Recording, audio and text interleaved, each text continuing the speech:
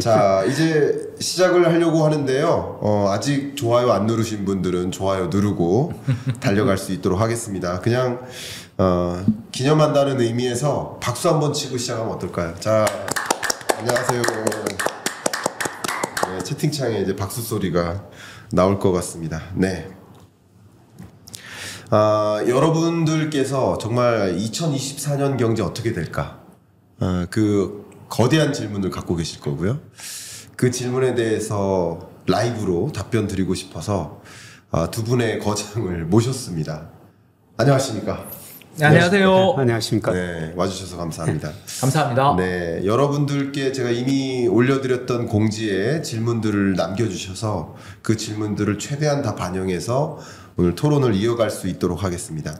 오늘 목소리가 괜찮은지 한번 확인해 주시고 다 괜찮다라고 하면 바로 달려갈 수 있도록 하겠습니다. 박수 쳐주셔서 감사합니다. 짝짝짝. 네. 먼저 한 분 한 분 뭐 사실 소개가 필요 없는 분이시지만 한 분 한 분 소개를 드리도록 하겠습니다. 이 책과 관련된 링크는 고정 댓글로 올려드릴 테니까 여러분 3권 공동 구매하시면 좋겠습니다. 자, 먼저 김영익 교수님이 역시 수학에만 정석이 있는 게 아니다. 경제에 정석이 있다. 1월 1일자로 책을 발간하시죠? 예. 책 소개해 주셔서 고맙습니다. 아유, 제가 감사하고요. 네. 교수님 잠깐 저 카메라 보시면서 예.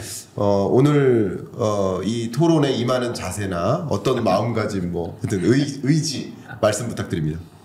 예, 안녕하세요. 서강대 교수 김영희입니다. 예, 저는 제가 제일 좋아하는 홍춘옥 박사, 김 교수님, 사실 배우러 왔습니다. 아이고. 아까 이야기 전에 홍 박사가 배우러 왔다는데요. 예, 저는 사실 이코노미스트 중에서 제일 나이가 많죠. 예, 그런데 요새 젊은 사람들 보면은 반짝반짝 창의적인 아이디어가 참 많더라고요.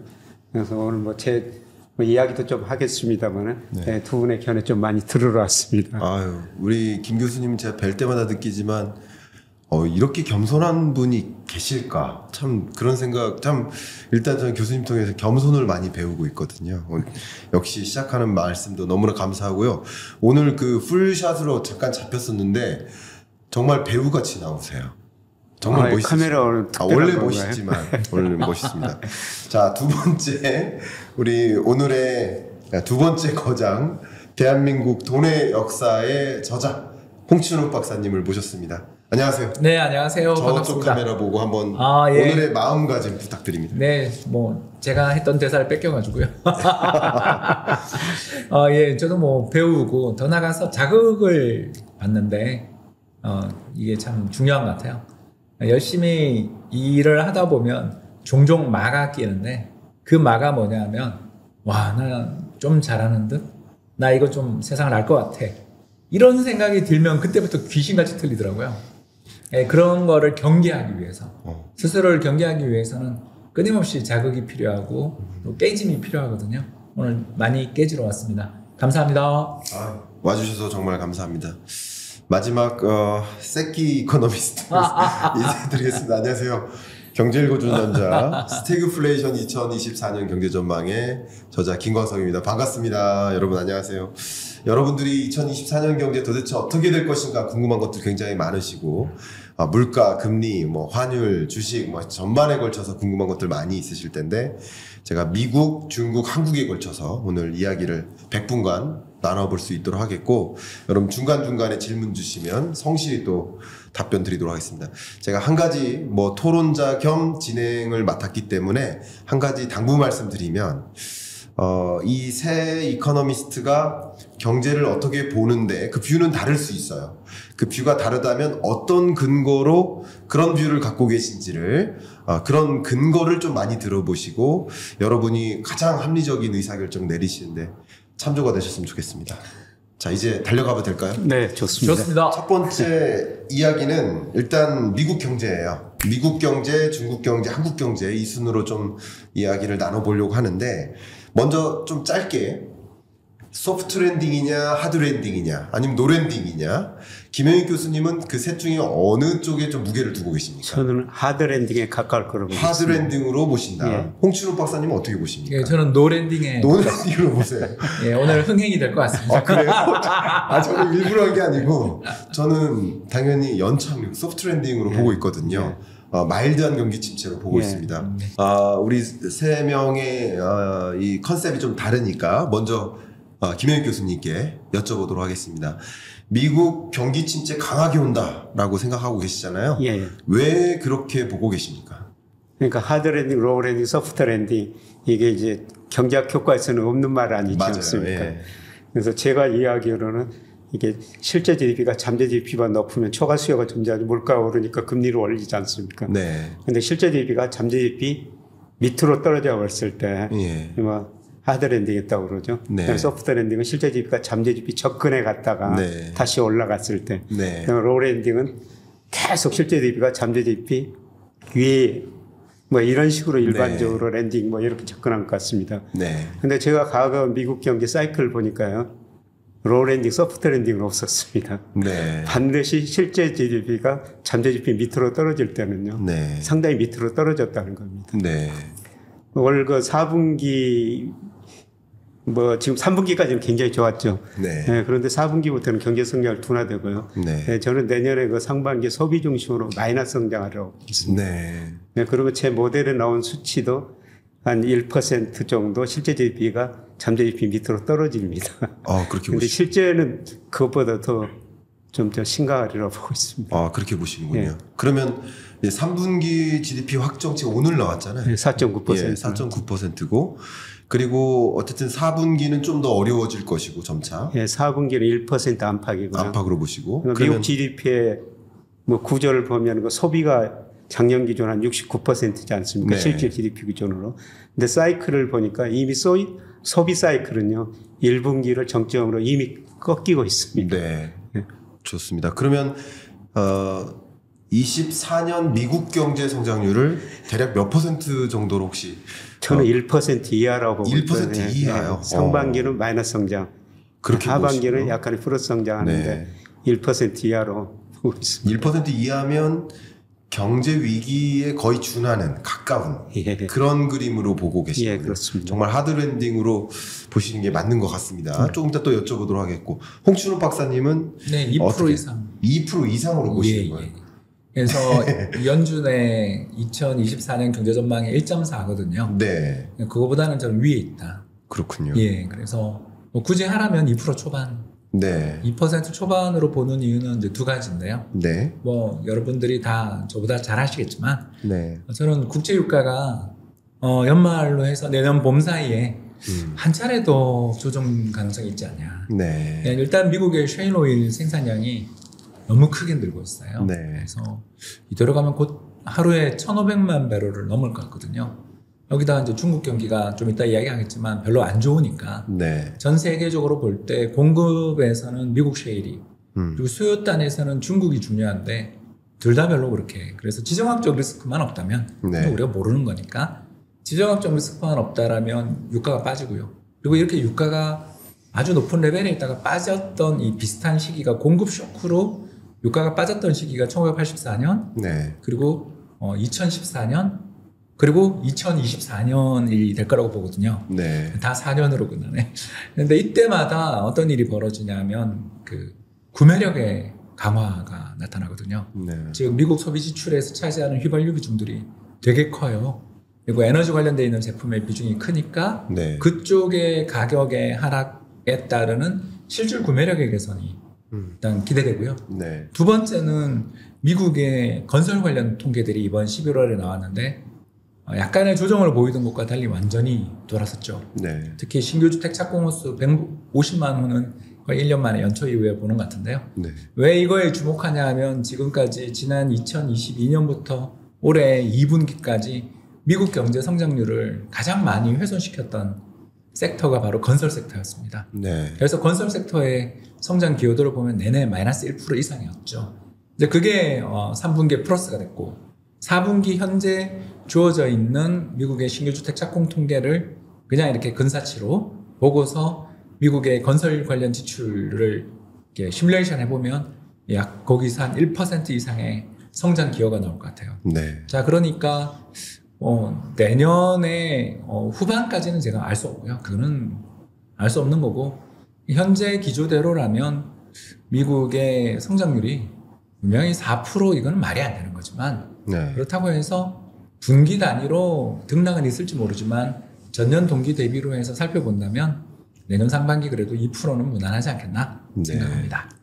그러면 저의 의견을 또 먼저 말씀드린다면 저는 말씀드린 대로 소프트 랜딩이고요. 미국 잠재 성장률을 혹시 어느 정도로 혹시 간단하게 보고 계십니까? 대략 저는 한 2% 안팎으로. 예, 저도 2% 정도로 잠재 성장률을 보고 있고요. 2%를 이제 밑도는 국면인 건 맞는 것 같습니다. 저는 그렇게 보고 있고요.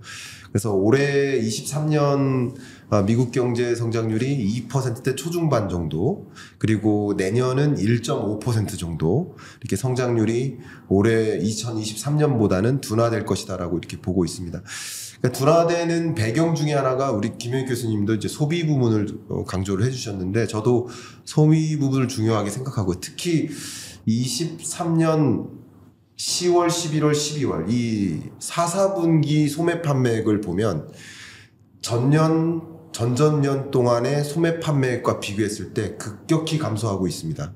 그러니까 이 급격히 감소하는 현상을 저는 놓고 봤을 때 나름 1, 2, 3분기 동안에는 실제 초과저축이 많이 소비 여력을 만들어줬다.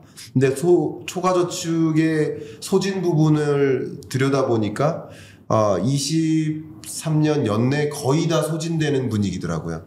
그러니까 지금은 이제 기존에 20년, 21년, 22년 동안에 발생했었던 초과저축을 소진해 나가면서 좀 소비 여력을 좀 확보했었던 것이고, 그게 나름 23년까지는 미국 경제가 나름 스트롱하게 유지됐었던 것이 아닌가 이렇게 평가 내리고요.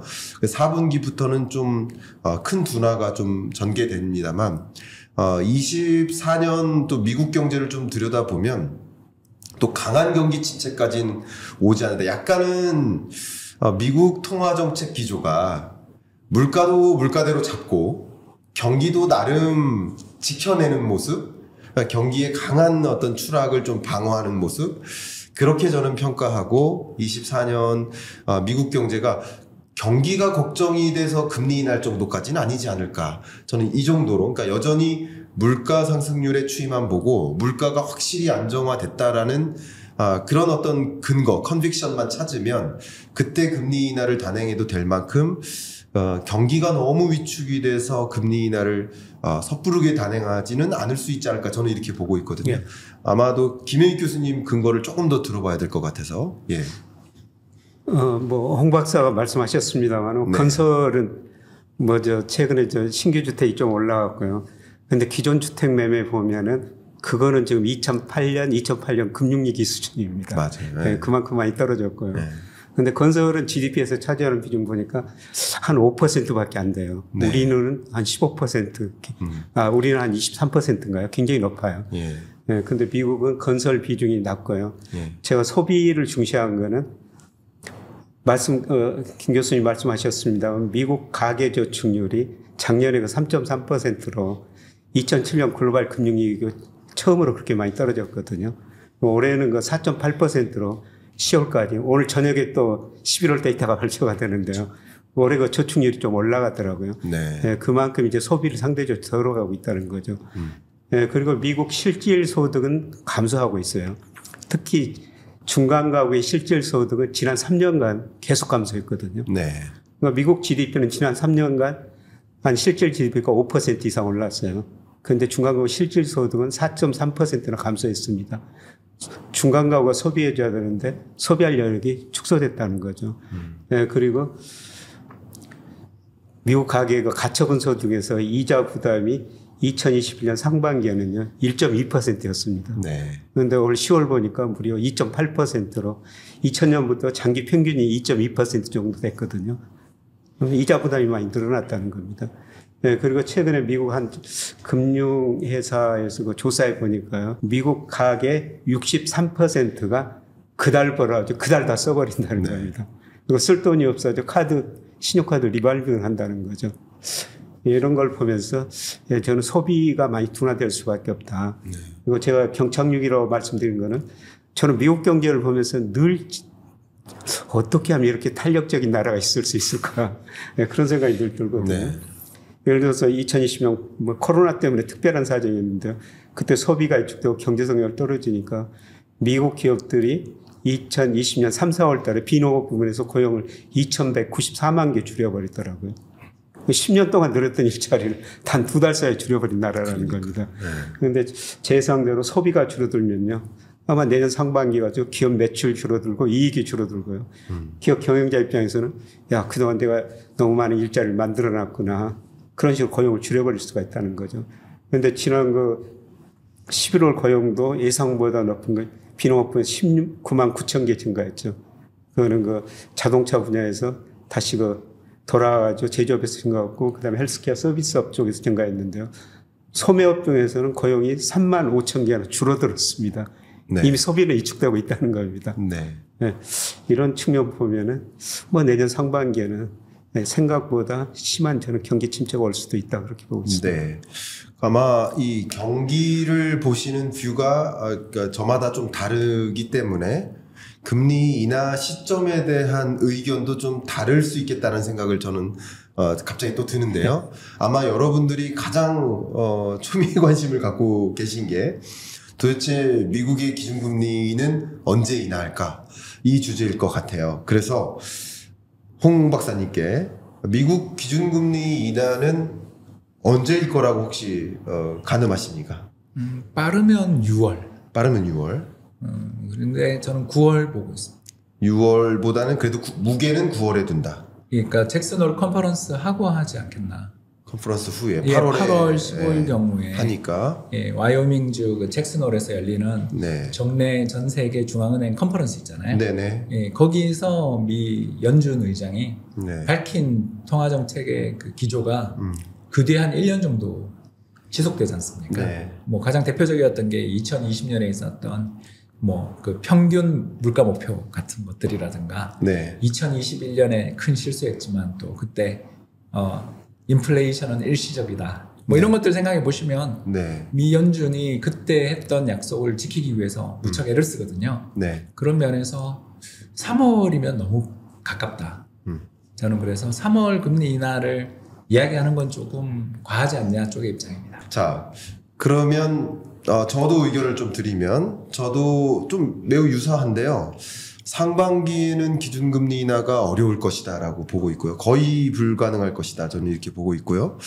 있다면 저도 무게를 둔다면 7월 정도 무게를 하나 둔다면 7월 이렇게 의견을 좀 드리도록 하겠습니다. 7월부터 2번 많으면 3번 이렇게 인하할 거라고 보고 있습니다. 의견부터 드리고 그 다음에 이제 논의를 해보도록 하겠습니다. 김영익 교수님 혹시 어떤 뷰를 갖고 계십니까? 예, 저는 이전부터 빠르면 내년 1분기부터 금리를 인하할 것이다. 네. 이렇게 이야기를 계속 드렸습니다만 이번에 시장 컨센서스 보니까 3월부터 인하, 내년에 6차례 인하. 네. 예, 패드 워치가 있지 않습니까? 그렇습니다. 예, 그래서 제 견해하고 비슷하다. 예, 제가 그렇게 보는 거는 아까 1분기에 심각한 경기 침체가 올 수도 있다. 그렇죠. 예, 그리고 소위 테일러 준칙이라는 걸 적정금리를 한번 추정하는 방식이죠. 명목 GDP 아니죠. 실제 GDP하고 잠재 GDP를 어떻게 추정하느냐. 이거에 따라 다를 수도 있고 물가 상승률 목표치 다를 수도 있는데요. 예, 제가 그것 가지고 추정해 보니까 올 연말 4분기에는 4.6% 정도 나와요. 네. 예, 그리고 내년 상반기에는 4% 이하로 나오거든요. 네. 예, 그래서 지금 적정금리 수준이 너무 높다. 현재 금리 수준이에요. 네. 그런데 제가 적정금리 추정한 거하고 미 연준 금리 올리고 내렸다 한 거 방향은 거의 같거든요. 네. 네, 그래서 저는 이런 의미에서 빠르면 내년 3월부터도 내릴 수 있다 그렇게 보고 있습니다. 네. 일단 의견이 또 달라서 너무 좋습니다. 다른 의견을 많이 들어보시고 왜 그런 근거가 있는지 그 근거를 들어보시면 그게 다 시그널들이잖아요. 그렇죠. 그 시그널들을 보시면서 금리 인하 시점을 좀 가늠하시면 좀 도움이 되겠다. 근데 저는 이제 아까 경기에 대한 판단을 여쭸을 때 어느 정도 이런 답변을 가늠했습니다. 심각한 경제 위기가 온다, 경기 침체가 강하게 온다라고 했으니 금리 인하 시점은 우리 셋 중에서는 가장 빠르게 생각을 하실 것 같고, 뭐 노랜디다라고 보셨으니까 금리 인하 시점을 뭐 굳이 9월까지 이렇게 끌어야 되는가 하는 필요 없이 그냥 더 뒤로 생각하실 수도 있겠다 이런 생각을 했는데, 그런 면에서 이제 순서가 굳이 따지면 가장 빨리, 그 다음 가장 늦게. 그러니까 이게 경기 판단에 따라서 결국 금리 인하 시점도 좀 뒤로 미뤄질 수도 있다 이렇게 보는 건데. 제가 또 한 가지 더 근거를 말씀드리면은, 저는 시장이 연준보다도 똑똑하더라. 우리나라도 그렇고 미국도 그러더라. 그래서 제가 미국 거 10년 국제 수익률이나 기준금리, 연방기금리 인가관계, 그다음에 우리 저 국고채 3년 수익률하고 우리 한국의 기준금리 인가관계를 분석해 보면요, 시장금리가 선행하고 그다음에 그랜저 심스 테스트 이런 거 있지 않습니까? 그거 하면은 일방적으로 시장금리가 기준금리를 설명해요. 그런데 우리 지금 시장금리가 저 기준금리 이하로 떨어졌거든요. 이거는 우리도 머지않아 미국도 마찬가지고요. 시장은 금리 인하를 계속 압박하고 있다. 근데 연준이 따를 것인가, 한국은행이 따를 것인가, 이거는 두고 볼 문제입니다만은 가고 보니까 시장 금리가 선행했다는 겁니다. 네. 그러면 장단기 금리 역전 현상 그 자체도 금리 인하가 좀 빨리 필요하다라는 것을 보여주는 시그널에 해당된다라는 그런 뷰를 갖고 계신 거죠. 최근에 우리가 장단기 금리자가 또 역전돼 버렸거든요. 지금 10년 국가 수익률이 1년보다 낮아져 버렸어요. 이게 선행지수도 선행하고 주가에도 선행하거든요. 저는 채권 시장이 굉장히 똑똑하다고 생각하는데 채권 시장이 그런 걸 미리서 지금 말해주고 있다 그렇게 보고 있습니다. 네, 그런 뷰를 갖고 계시고요. 홍 박사님 혹시 금리 인하 시점에 대해서 또 추가적으로 말씀하실 부분이 있으시다면? 예, 저는 시장이 선행하지만 맨날 틀렸다는 것도 뭐 가장 대표적인 틀렸던 게 3월.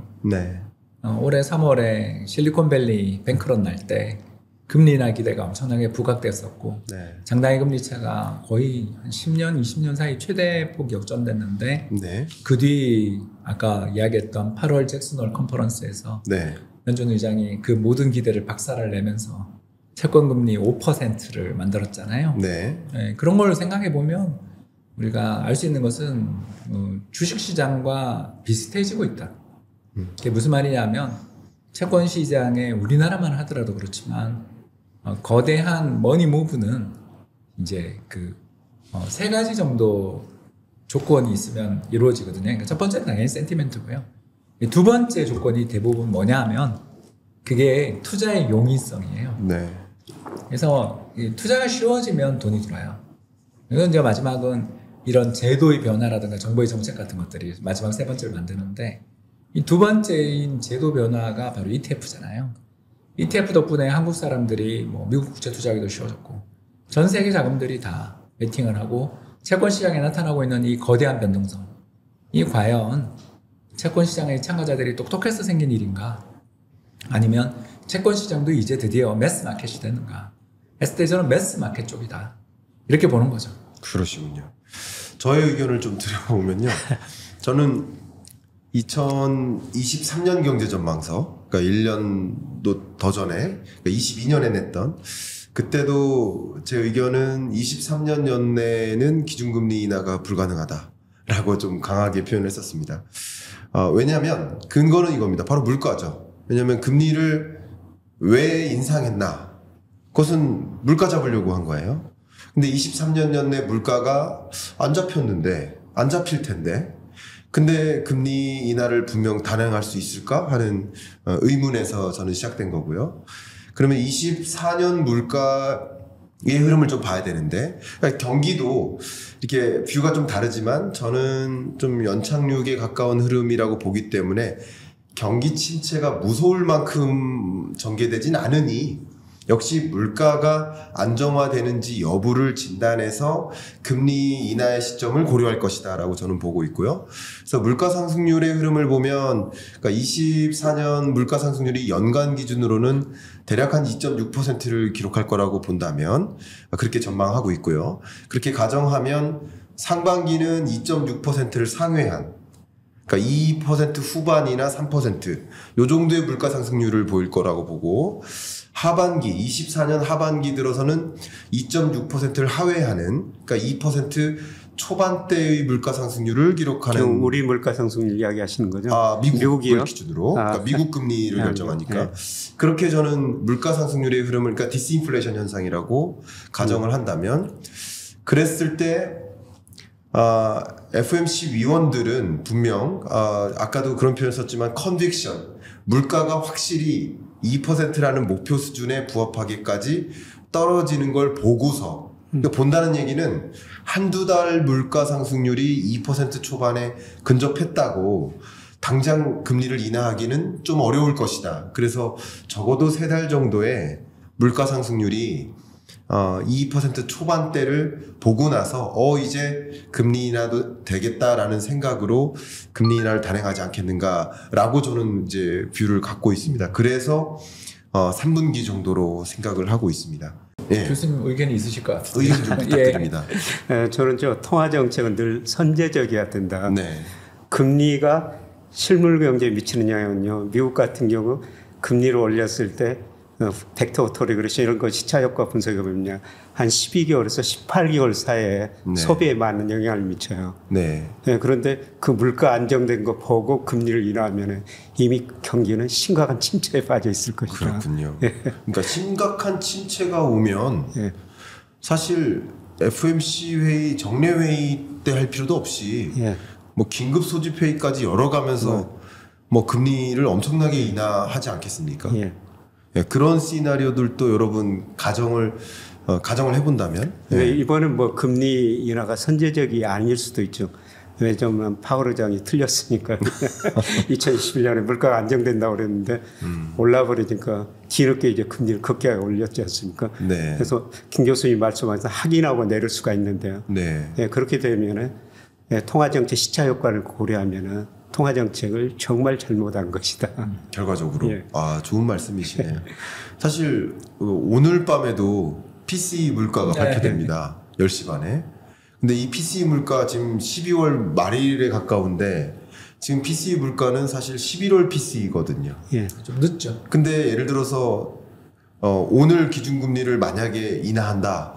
그러면 그 물가에 영향을 미치는 시간은 한 2개월 정도 2개월 정도 될 텐데 그러면 2개월 후에 나타난 물가 안정 효과나 이런 것을 확인하려면 또 그로부터 한두 달이 지나야 되니까 그러니까 우리가 선제적으로 물가나 이런 것들을 전망하고 의사결정을 내려야 될 텐데 이참에 김효익 교수님을 연준 의장으로 모시고 빨리 금리다가 미래 예측하기가 힘드니까 선제적으로 어렵긴 어려운데요. 맞습니다. 대표적으로 뭐 내일 경제를 모른다는 게 우리 한국은행 2008년 8월에 금리 인상했었어요. 맞습니다.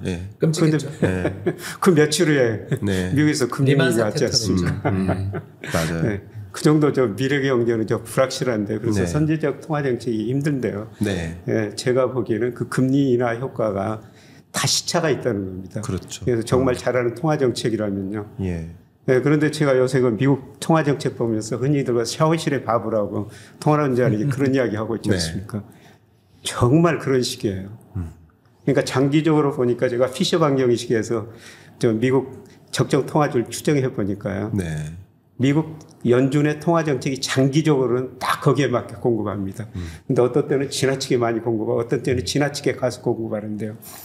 2020년 코로나 때는 그 적정 통화 증가율보다 거의 28%포인트를 더 공급해 버리더라고요. 그러니까 물가가 많이 오른 거죠. 그런데 올 1분기에서 3분기까지 보니까요. 그 적정 수준보다 10포인트 정도 덜 공급해 버려요. 그러니까 따뜻한 물 불다가 갑자기 차가운 물 부어버린 거죠. 맞아요. 약간 우리 ECB 총재의 의견하고 김효 교수님하고 비슷한 것 같아요. 경제를 먼저 선제적으로 바라보고 그래서 선제적으로 통화 정책을 결정해야 되는데 자꾸 백밀러 보면서 통화 정책하면 안 된다라는 그 메시지까지 교수님께서 주시는 것 같습니다. 8월 잭슨홀에서 근데 파월이 이야기한 거랑 정면으로 좀 대치되는 이야기거든요. 이게. 파월이 그때 뭘 했냐면 80년대 이야기를 장기간 하잖아요. 그러면서 자기가 그 사람이 그때 그 유명한 말을 인용을 하는데 바로 80년대 미 연준 의장이었던 바로 그 키 큰 네. 아저씨 있지 않습니까? 볼커 의장 말씀하시는 예, 거죠? 폴 볼커죠. 예. 폴 볼커 의장이 했던 이야기를 인용해요. 거기서. 그래서 이제 채권 가격을 폭락시켰는데 금리는 급등시켰는데 여기서 뭐라 그러냐면 인플레이션이라는 거는 산불하고 비슷하다라는 비유도 좀 쓰고 그러는데 그래서 완전히 진압하기 전에 섣불리 경기가 나쁘다라고 해서 인플레이션에 대해서 우리가 너무 적극적으로 대응하면 큰일 난다라는 그런 뉘앙스의 이야기를 하면서 얼마 전에 돌아가셨던 폴 볼커 이야기를 해요. 맞아요. 네, 그때 쇼크가 정말 컸죠. 그러니까 금리가 5% 갔죠. 그러니까 제 말은 저도 뭐 인플레는 죽었다고 생각해요. 왜냐하면 미국의 인플레이션의 원인을 분해를 해보면 예를 들어서 지난해 한 7% 정도 평균 인플레가 났다 그러면 그중에 3%가 공급 요인이라면 4% 정도는 이게 수요 요인이고 분명히 2020년, 21년에 돈 너무 많이 풀었던 것 때문에 그게 발생한 건 맞거든요. 근데 이제 맞는데 문제가 파월 의장 같은 사람들의 특성이 자기 말이 굉장히 구애받는 사람이고 제가 아까 이야기했지만 2020년에 특히 굉장히 그런 아주 초유의 정책들을 발표하잖아요. 네. 평균 물가 목표제 이런 것들을 이런 거 보면 이 사람은 그러니까 실수일 거라고 교수님은 생각하시겠죠. 그렇지만 이제 시장을 팔로우하고 있는 사람 입장에서 저 양반이 진짜 그렇게 갑자기 우회전 깜빡이 켜고 좌회전을 확 하면서 유턴까지 한다? 쉽지 않다. 그러니까 상당히 강력한 어떤 위험 신호가 나와야 그 사람은 그렇게 할 것 같다. 네. 이렇게 좀 생각하는 거죠. 그렇군요. 우리 새 이코노미스트의 뷰를 좀 금리 인하 시점과 또 경기 침체의 정도 이걸 좀 확인하시고 결국 그 말씀하신 근거 속에서 이런 일들이 있게 되면 이런 금리 인하 시점이 발생할 거야라는 것을 이제 시나리오별로 가늠하실 수 있으실 것 같아요. 그러니까 이 토론이 좀 유익한 것이 아닌가 저는 그런 생각을 해보고요. 저도 그런 두 이코노미스트님의 뷰를 좀 생각해가면서 그런 시그널들이 나오는지를 저도 지켜보면서 판단하도록 하겠습니다. 우리 구독자분의 이런 질문이 있었습니다. 금리 인하 시작된다면 오히려 주식 대폭락 오는 거 아닙니까? 하는 질문도 있으셨어요. 혹시 이 부분에 대해서는 김 교수님 어떻게 생각하십니까? 저는 내년 1분기 후반 2분기에 주가가 상당히 안 좋을 거라고 보고 있습니다. 상당히 안 좋게 보시는군요. 예, 금리는 떨어지지만은 우리가 뭐 주가를 결정하는 게 금리하고 기업 이익이지 않습니까? 네. 금리가 떨어지더라도 기업 이익 증가율이 더 낮으면 주가가 떨어질 수가 있습니다. 그래서 내년 1분기부터 미국 경제 성장이 마이너스, 소비가 줄어들고 기업 매출 이익 줄어들고요. 네, 그래서 금리는 하락하지만은 기업 이익 증가율이 더 떨어지면서 뭐 폭락 정도는 아니더라도 어느 정도 상당폭 조정은 있을 거라고 보고 있습니다. 그렇군요. 네, 그리고 뭐 최근에 제가 미국 주가에 대해서는 많이 틀렸습니다. 네, 그럼에도 불구하고 이게 명목 GDP나 뭐 산업생산, 소매 판매, 고용 M2 이런 걸 비교하면은 미국 주가가 지금 가대평가된 상황이거든요. 네. 이런 상황에서 이제 기업 이익 증가율이 떨어지면은 뭐 올라가다가 상당폭 조정은 있을 거라고 생각합니다. 네. 그러니까 교수님 바라보신 뷰가 심각한 경기 침체 정도가 올 거라고 봤기 때문에 그렇게 보신다면 그 경제를 구성하는 기업들의 이익도 만만치 않게 나쁠 것이다라고 보시고 그런 것들이 이제 주가에 반영되는 과정 그렇기 때문에 이 금리 인하 시점에 주가가 상당히 좀 안 좋을 수 있겠다. 그런 뷰 좋은 것 같습니다. 홍춘욱 박사님 혹시 어떻게 생각하십니까? 일단 뭐 저는 상반기 금리 인하 가능성을 굉장히 낮게 보는 쪽이니까 네. 저는 김영익 교수님 말씀에 동의하는 거죠. 그렇군요. 그렇죠. 왜냐하면 경기가 좋은데 금리를 인하하지는 않을 거라고 저는 보고 네. 특히 파월 의장이 8월에 했던 말 그대로라면 일단 잠불 확인하는 작업을 거칠 텐데 네. 인플레가 좀 꺾였다고 바로 인하해 주진 않을 거 아니에요. 그런데 그가 만일 전격적으로 금리를 그렇게 인하했다면 그건 굉장히 안 좋은 일이 벌어진 거죠. 네. 굉장히 안 좋은 일이 무엇인가에 대해서는 이제 상상력이 필요하겠지만 뭐 금융기관 하나가 또 거대한 금융기관이 하나 어떻게 된다든가 아니면 아까 김영익 교수님 잠깐 언급하셨지만 그 디폴트 문제들이 생기는 경우 그러니까 지금은 미국의 정크 본드 스프레드라고 해서 이제 트리플 B 등급 밑에 있는 그런 그 부실 채권들이죠. 네. 그런 부실 채권의 스프레드가 굉장히 지금 떨어졌어요. 그게 무슨 말이냐면 올해 회사채 중에서 최고의 성과를 낸 건 HYG라는 하이힐드 펀드들이 가장 높은 성과를 낼 정도로 지금 특히 지난 한 달 동안 거의 10% 이상 났거든요. 네. 이만큼 좋은데 이게 그러니까 부실 채권 사자하고 가는 중이거든요. 네. 이게 딱 엎어질 정도의 충격이 나오려면 대규모 디폴트가 나야 되는 거죠. 그래서 그런 외부 충격이 그러니까 우리가 모르면 외부 충격이라고 이제 저희들은 변명을 하지만 아무튼 그런 일 벌어진다면 어떻게 주가가 안 빠질 수 있어요? 그건 동의하죠. 그렇군요. 저는 이제 미국 주식 시장에 대한 뷰는 이렇게 가지고 있습니다. 약간 비슷하긴 하나 강도의 차이는 좀 있는 것 같은데요. 그러니까 2023년에도 비슷한 현상인데 저는 이제 23년 연내 기준금리 인하가 어렵다라고 봤었는데 그러나 시장은 약간 김치국 마시는 느낌이 있는 거죠. 뭐냐면 금리 인하 곧 있을 거야. 주식 비중 늘리자. 그랬다가 물가지표가 발표되거나 아니면 FOMC 회의 후 기자회견 같은 내용을 보고 금리 인상 또 남았네. 금리 인상 없다라고 생각했다가 금리 인상 또 남았네. 이게 반복되면서 시장이 좀 어떻게 보면 과한 기대를 가졌다가 실망하고 과한 기대를 갖다가 실망하고 이런 모습들이 반복되었었던 것이 아닌가 저는 그렇게 생각을 하고요. 그래서 기준금리 인하의 시점에 대해서는 저는 개인적으로 24년 하반기로 보고 있기 때문에 또 시장에서는 지금 3월 달에 기준금리 인하가 있다고 가정하고 또 많은 기대감에 주식 보유 비중을 늘려가는 양상이거든요.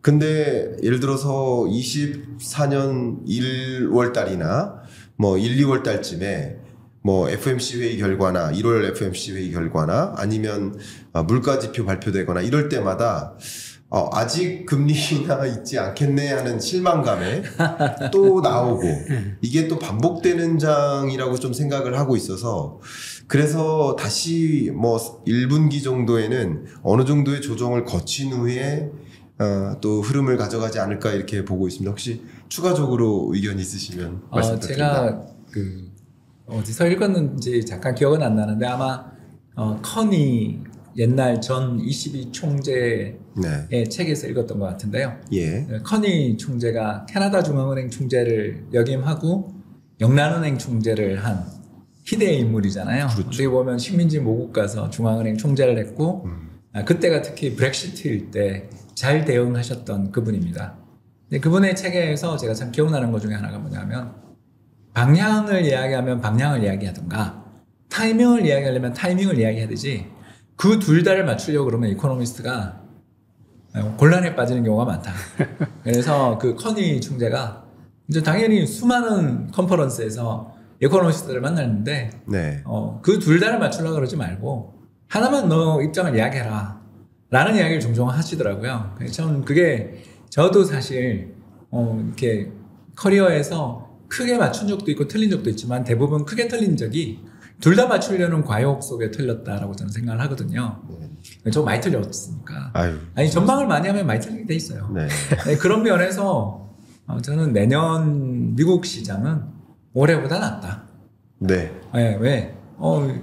주식 가격은 기본적으로 실적 전망과 이자율의 함수인데 네. 이자율은 김 교수님이나 저나 사실 금리가 얼마 떨어지냐에 대한 전망만 차이가 있지 다 떨어진다고 모르잖아요. 네, 그럼요. 예, 그렇다면 밸류에이션 측면에서 일단 금리는 매력이 있고요. 네. 두 번째로 기업 실적을 봐야 되는데 기업 실적 측면에서 교수님 말씀하신 것처럼 미래에 어떤 개인 소비 지출의 감소나 이런 리스크들이 있는 건 맞는데 네.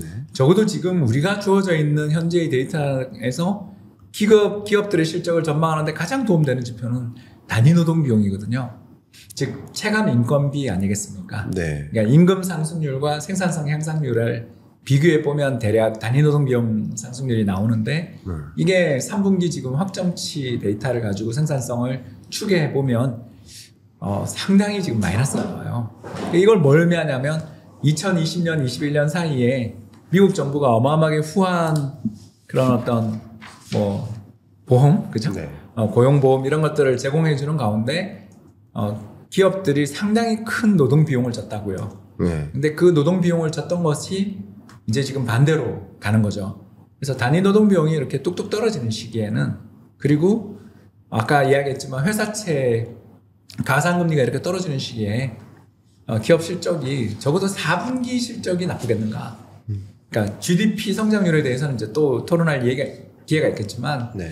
저는 그런 측면에서 보면 그냥 실적 측면에서는 올해가 굉장히 안 좋았고, 사실 미국도 기업 실적 정말 안 좋았는데 내년 이익 전망들이 최근에 미국 기업 애널리스트들의 상향 조정은 저는 적어도 뭐 이게 애널리스트의 전망이 맞은 적은 없지만 우리도 애널리스트 했지만 그래도 뭐 미국 쪽에서 나오고 있는 시그널 자체만 보면 일단 경제 성장, 이익 성장과 할인율 모두 이게 나쁘지는 않지 않냐. 그래서 올해처럼 폭발적으로 역사상 최고치를 뚫을지는 모르지만 나빼도 정도는 되지 않나. 네. 그래서 조정을 언제 받을지는 뭐 지금 너무 급하니까 조정 받겠지만 그렇다 해도 내년 연말 종가는 올해보다는 높지 않겠냐 쪽입니다. 아, 네. 좋은 말씀입니다. 김영익 교수님은 1, 2분기는 좀 안 좋다고 하셨는데 그 이후에 주식 그러면 뭐 어떻게 생각하세요? 3분기에 예. 뭐 괜찮을 것 같고요. 그렇게 그다음에 보십니까? 선거 앞두고 또 한번 조정 거치고.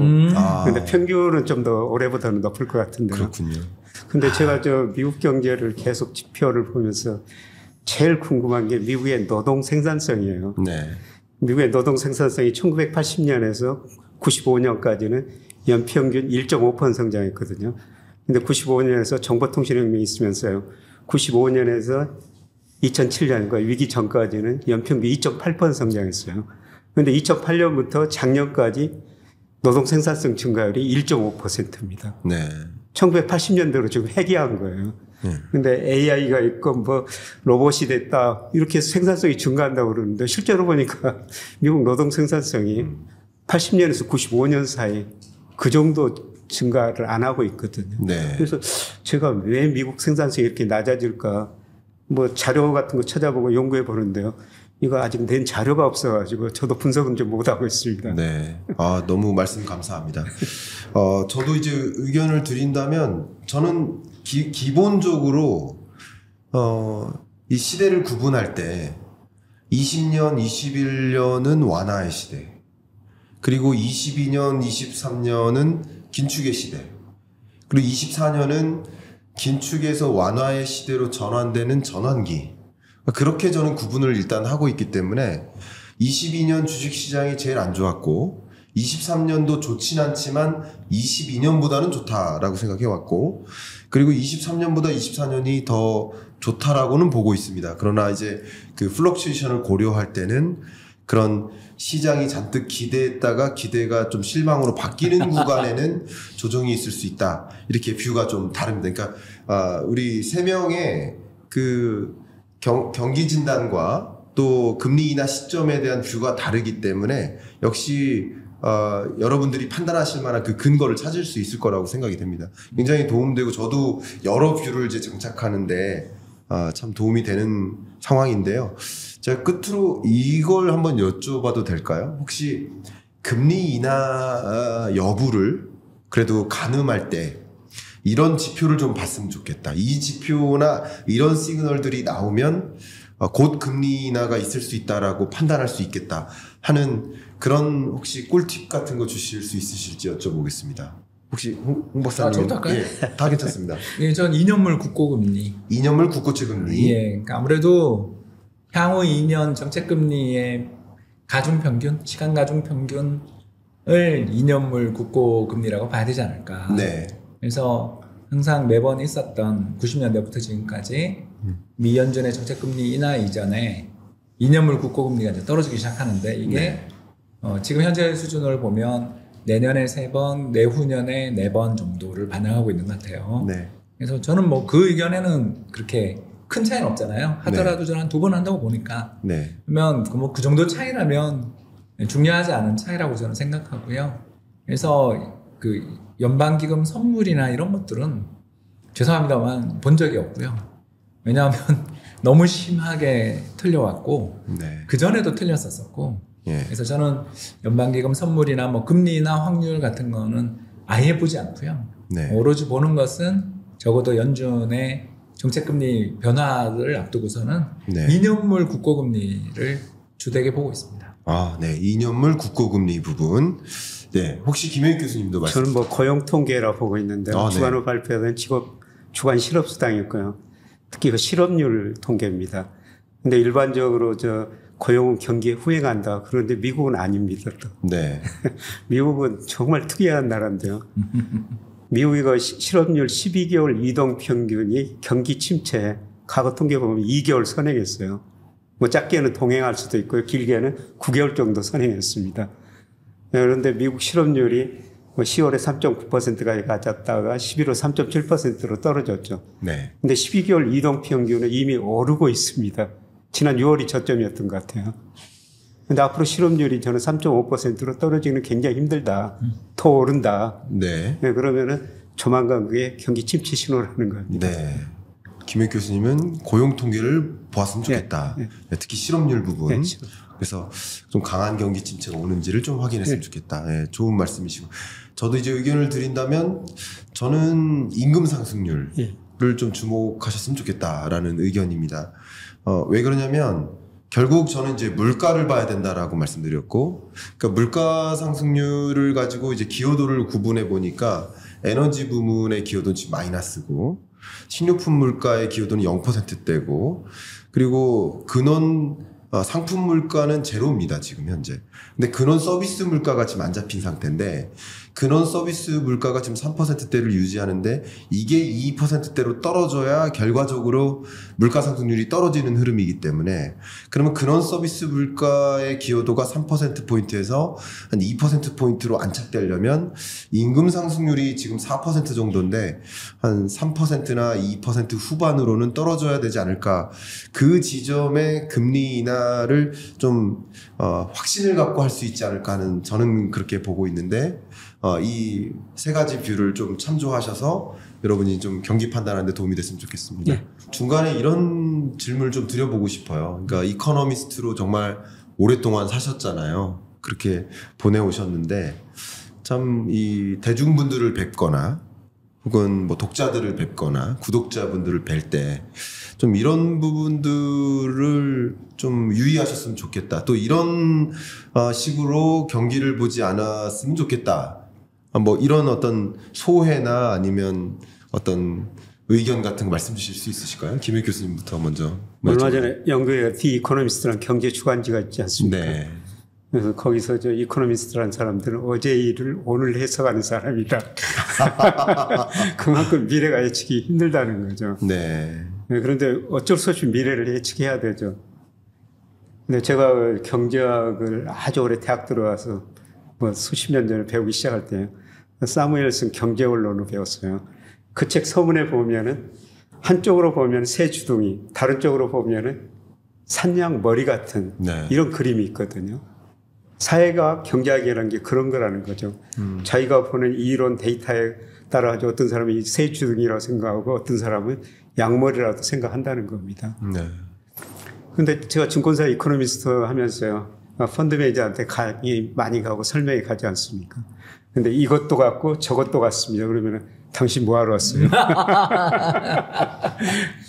한쪽으로 주장을 하고 그 주장에 이제 합리적 이론과 데이터가 있어야 되죠. 맞습니다. 예측이 맞는가는 나중에 판명이 되고요. 네, 그래서 뭐 저는 뭐 경제학을 처음에 그거로 배웠기 때문에 이게 오리 주둥이 아니 새 주둥이다, 양머리다 그렇게 주장하고 거기에 따라 가지고 거기에 맞는 이론 데이터 그걸로 설명을 하는 거죠. 네. 네. 근데 그 결과는 뭐 누구도 맞출 수 없으니까요. 보시는 분들이 그냥 합리적으로 결국은 자기가 판단하셔야 되죠. 네. 아, 정말 귀중한 말씀 주셨네요. 네, 말씀 정말 감사합니다. 홍춘욱 박사님 또 혹시 뭐 그런 소회? 예. 소회야 많죠. 네. 일단 뭐 크게 잠깐 틀린 울으셔도 됩니다. 예, 크게 틀린 적도 많고 크게 맞춘 적도 많은데 네. 쭉 이렇게 전망을 하다가 좀 잘 맞출 때가 언제냐면요. 네. 너무너무 안 보여서 미래가 너무너무 희뿌옇게 보여서 정말 조심스럽게 용기를 내면 잘 맞고요. 네. 미래가 너무 명쾌해 보여서 자신 있게 이야기하면 틀리더라고요. 그 왜 그러냐면 미래가 명쾌해 보이는 건 이미 다 반영된 건데 그죠? 그러니까 너무 강한 신호 하나에 우리가 도취돼서 야 이건 간다 이렇게 볼 때 틀리더라고요. 그러니까 뭐 저희는 오늘 이 토론에서 특히 미국 경제 토론하면서 스펙트럼이 되게 넓었잖아요. 그리고 네. 저도 김영익 교수님 말씀하신 걸 들으면서 나 이거 놓쳤구나 이런 게 되게 있었거든요. 이런 걸 보면 와 이렇게 오늘 느끼셨을 거예요. 경제를 보는 지표들과 관점에 따라서 다 다른데 네. 본인의 자기의 방법론을 가지고 자기의 전망을 하는 것도 정말 중요하지만 자신감이 너무 넘칠 땐 조심해야 되고 이렇게 경계하는 걸 우리가 처음에 이야기했었는데 오늘 많이 경계가 되는 것 같습니다. 일단 경계하라 이 말씀 드리고 싶어요. 네. 그러니까 두 분의 이제 조언, 귀담 너무 좋은 말씀 주셨지만, 그러니까 여러분들이 이제 함께, 그러니까 그 경제 전문가 두 분의 이제 생각도 중요하지만 여러분이 좀 스스로 판단할 수 있도록 하는 그 여러분들의 근거에 좀 집중해 주시면 여러분이 공부가 되고 스스로 이제 판단하는 능력을 좀 가지시는데 도움이 되지 않을까 그런 생각을 해봅니다. 예, 자연스럽게 이제 중국 경제로 좀 넘어가도록 하겠습니다. 중국 경제를 혹시 김영익 교수님은 어떻게 보고 계십니까? 저는 뭐 고성장에서 중성장으로 가는 과정에서 네, 진통이다. 진통. 예, 극단적인 위기는 안 온다 그렇게 보고 있습니다. 극단적인 위기는 없이. 네. 중국 경제는 어쨌든 그러면 이제 연착륙에 가까운 그런 흐름이네요. 뭐 보기에 따라 다르죠. 그동안 뭐 장기 평균이 거의 30년 10% 가까이 성장했지 않습니까? 네. 근데 앞으로 저는 4 내지 5% 성장하려고 그러는데 최소한 한 5년 정도는요. 네. 뭐 10% 성장하다 4% 성장하면은 어떤 사람은 경착륙했다. 네. 이렇게 볼 수도 있을 것 같고요. 예. 예, 저는 고성장에서 중성장으로 가는 양적 성장에서 질적 성장으로 가는 과정에서 진통이다. 네. 예, 그 정도 보고 있습니다. 아, 그렇군요. 홍춘욱 박사님은 중국 경제 어떻게 보고 계십니까? 되게 비관적이죠. 아, 비관적이세요? 네. 벌써 갈립니다. 네. 그러니까 이제 저는 글로벌 인플레이션이 앞으로 많이 내려갈 거라고 보는 쪽에 있는 거죠. 그래서 서두에도 미국 경기가 좋아질 거예요라고 할 때 그 인플레이션의 둔화에 따르는 구매력의 개선을 이야기를 했었는데 네. 사실 그 원유 가지고 이야기를 했습니다만 저는 메이드 인 차이나 가격이 더 떨어질 가능성이 높다. 왜 이렇게 생각하냐 하면 두 가지 문제인데 첫 번째 문제는 당연히 미중 무역 분쟁이죠. 이 미중 무역 분쟁 속에서 특히 미국이나 한국의 대중 수입이 얼마나 줄었습니까? 어제 블룸버그 보니까 뉴질랜드도 그렇게 많이 줄었더라고요. 네. 그러니까 뭐 공산품 생산하는 게 없는 나라, 그날 공장이 없는 나라인데도 중국산 수입이 그렇게 주는 걸 보면 결국은 이제 공급 사슬망에서 중국을 완전 배제하기는 힘들어도 없애는 방향으로 가는데 이제 문제가 뭐냐면 네. 두 번째 문제가 이제 더 저는 심각하다고 보는데 지금 방금 김영익 교수님 말씀하신 것처럼 과거 10% 최근에 5% 3% 성장을 한다 그러면 인플레이션이 제로는 아니니까 약간은 있다고 보면 적정 피셔 이퀘이션으로 볼 때 그러니까 물가 상승률과 실질 성장률의 장기 평균을 가지고 적정 금리를 추산해 볼 수 있는데 중국은 지금 예금금리 1.5%거든요. 네. 그리고 LPR 이번에 뭐 인하 안 했다 그러지만 그것도 되게 낮아요. 1.75인가요? 그죠? 그러니까 이게 제가 뭔 말씀을 드리고 싶냐 하면 그 나라의 경제 구조가 만성적인 금융 억압 경제거든요. 그러니까 경제의 적정 균형 금리 수준보다 예금 금리를 의도적으로 낮춤으로써 소비를 어떻게 보면 억압을 하고 저축을 유도하면서 저축 말고는 다른 투자의 대안을 억제하는 방향으로 경제가 성장하고 그렇게 낮은 금리로 조달된 돈을 성장에 투자하고 기업 설비에 투자하는데 문제가 그게 한계 아니냐. 네. 수출길은 막혔는데 저금리 정책을 더 쓰고 있잖아요. 이번에 특히 인민은행이 중국 인민은행이 대규모 통화 공급을 하는 걸 봐도 그렇고 네. 결국 자기들이 가지고 있던 과거의 정책이 세계 시장은 무조건 커질 거니까 생산 설비를 늘려서 캐치업하고 어떻게든 기술 개발해서 세계 시장을 장악하자라는 전략인데 이게 순풍이 불 때는 너무 좋은 전략이죠. 네. 우리도 그랬고 중국도 좋았는데 문제가 한 5년 2018년부터 완전 역풍으로 바뀌었다면 자금을 동원해 공급을 늘리는 방향으로 경제정책을 펼치면 펼칠수록 판로는 막혀 있는데 그런 투자만 늘리는 방향으로 가게 되면 무슨 일이 벌어지냐면 과잉 공급 문제가 생기는 거고 그 과잉 공급의 가장 대표적인 사례가 부동산인 거 아니에요, 사실은. 그 비어있는 신도시들이 얼마나 많습니까? 결국 이 두 가지 갈림길이 연쇄적으로 돌면 저페니피케이션, 즉 일본화라고 부르는 상황으로 갈 수가 있죠. 즉 경제 전체의 과잉 설비가 존재하는 상황에서 갑자기 수요가 억압되는 과정에 정책 당국이 또 신속한 어떤 대응을 잘 못해서 실기함으로써 일본 경제가 30년 불황을 겪었는데 중국이 지금 그때의 90년대 일본 같은 상황이랑 그렇게 크게 다른가. 오히려 그때 90년대 일본보다 상황이 더 좋지 않은, 더 나쁜 것 같다. 왜냐하면 그때 일본은 GDP 대비 국가 부채가 거의 없었어요. 굉장히 재정이 건전했는데 지금 중국은 지방정부 부채까지 감안한 IMF 스텝페이퍼 보고서를 보면 약 135% 정도를 보더라고요. 그러면 이거 이탈리아 레벨이에요. 이 정도의 어마어마한 국가 부채를 지니고 있는 나라가 과잉 공급에 더 나가서 어떤 다른 나라와의 관계가 되게 안 좋아져서 계속 무역 장벽이 생기고 이렇게 되면 이걸 해결하는 방법은 정해져 있잖아요. 미안하다. 금융 자유화밖에 없잖아요. 그래서 빨리 금융 자유화를 해서 소비 심리를 풀고 소비 억제 정책들을 풀고 국영기업 구조 조정하는 그 길을 가야 되는데 이번에 나온 여러 가지 경제공작회의 나오는 걸 보더라도 안 할 것 같잖아요. 그러면 중국발 디플레 리스크가 있고 이게 전 세계 물가를 그러니까 미국만 GDP 갭이 플러스고 나머지 모든 나라는 GDP 갭이 마이너스인 세상이 온 거 아닌가. 그러니 인플레가 날 수가 없다. 라는 스토리죠. 네. 말씀 감사하고요. 이 부분은 아마도 제가 홍춘욱 박사님하고 뷰가 조금 비슷한 것 같긴 합니다. 중국 경제가 물론 그 교수님 말씀하신 대로 한때 뭐 14%대 고성장 국가가 지금은 6, 5로 내려와서 또 내년은 4%대로 좀 성장률이 좀 뚝뚝 떨어지는 모습을 어떤 뷰로 보면 이제 고성장 국가가 중성장 국가로 전환된다. 조금 긍정적으로 평가한다면. 근데 그 고성장세를 계속 유지하지 못하고 진통을 겪는 부분을 좀 강조한다면 좀 우당탕탕한다, 꼬꾸라진다 이런 표현을 좀 쓸 수 있을 것 같아요. 근데 저는 개인적으로 중국 경제의 가장 약한 시그널들을 보면 저는 역시 단연 물가라고 생각합니다. 저는 요즘 미국 물가보다 중국 물가가 좀 더 관심이 있더라고요. 제가 저의 머릿속을 보니까. 그러니까 근데 중국 소비자 물가 상승률이 물론 수입 물가나 생산자 물가는 이미부터 마이너스였고 소비자 물가 상승률이 마이너스 행보를 계속 유지하고 있는데 최근 기준으로는 마이너스 0.5%까지.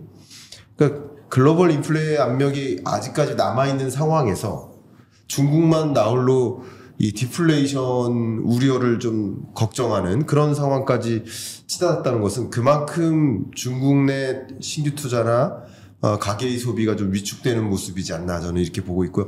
저는 가장 두드러지게 중국 경제를 바라보는 또 지표 한 가지가 FDI입니다. 해외 직접 투자 유입액이 정말 급감하고 있거든요. 그러니까 이게 차이나 엑소더스 현상, 중국을 떠나서 기업들이 중국을 떠나서 다른 나라로 이전하는 이런 현상들이 좀 두드러지게 나타나고 있어서 중국 경제가 좀 우당탕탕하는 듯한 그런 모습으로 저는 생각을 하고 있습니다만 김영익 교수님 혹시 또 뷰를 부탁드립니다. 트럼프가 또 대통령 되면서 무역 전쟁하면서 관세 많이 부과했죠. 네. 그러면서 미국의 대중 무역 적자가 좀 줄어들었어요. 네. 그런데 바이든 들어가지고 오히려 지금 미국의 대중 무역 적자가 늘어나고 있습니다. 네. 지금도 월마트에 진열된 상품의 47%가 중국산이라고 그러지 않습니까? 네. 미국 멕시코에서 뭐 글로벌 밸류 체인에서 도메스틱 밸류 체인, 리저널 이렇게 가자 그러는데 미국 멕시코에서 그렇게 싸게 생산할 수가 없죠. 네. 네, 그리고 이번에 그 제니 넬렌 재무장관이 어떻게 하면은 중국에서 상품을 덜 수입하고 인도, 뭐 베트남, 그 다음에 멕시코 같은 데서 좀 수입할 수 있을까 이렇게 다 돌아다니면서 조사를 해봤다는 겁니다. 그런데 거기 중간재들이 거의 다 중국산이더라는 겁니다. 네. 예, 이런 의미에서 보면은 저는 뭐 중국을 떼놓고 세계가 살 수 없다. 그런 측면이고요. 그 다음에 이제 중국이 문제가 되는 거는 2008년 미국에서 위기가 오면서 2009년에 세계가 마이너스 성장했지 않습니까? 그런데 2009년 중국 경제는 9%, 2010년 10%나 성장해요. 그때 이제 투자 내용을 보면은 세계 GDP에서 고정 투자가 차지하는 비중이 그때 평균 22%였습니다. 중국은 47%까지 올라가요. 가행 투자해가지고 그렇게 성장한 거죠. 특히 건설 관련 기업들이 그때 너무나 많이 투자했죠. 중국 GDP를 뭐 시멘트 GDP다 이런 식으로 비유하는 분들도 있지 않습니까? 그런데 이제 가행 투자 때문에 지금 문제가 발생하고요. 사실 우리 97년 외환위기처럼 중국 기업들이 구조조정 해야 되죠. 그런데 공산주의 성격상 구조조정을 못합니다. 근데 저는 해가고 있다고 생각합니다. 제가 하나금융연구소 소장하면서 중국 일을 참 많이 했거든요. 중국 자주 갔습니다. 그때 중국 고급 관리들도 만났는데요. 중국 관리가 이런 이야기를 합니다. 공산당은 통제할 수 있지만은 시장은 통제할 수 없다는 것을 자기들도 깨달아가고 있다. 네. 그러니까 시장 이기지 못한다는 겁니다. 그래서 결국은 구조조정하고요. 그래도 제가 중국 경제를 극단적으로 비관적으로 보지 않은 이유는 중국 가계 소비가 GDP에서 차지하는 비중이 38%예요. 미국 69%, 일본 56%, 우리 46%, 중국 36%밖에 안 됩니다.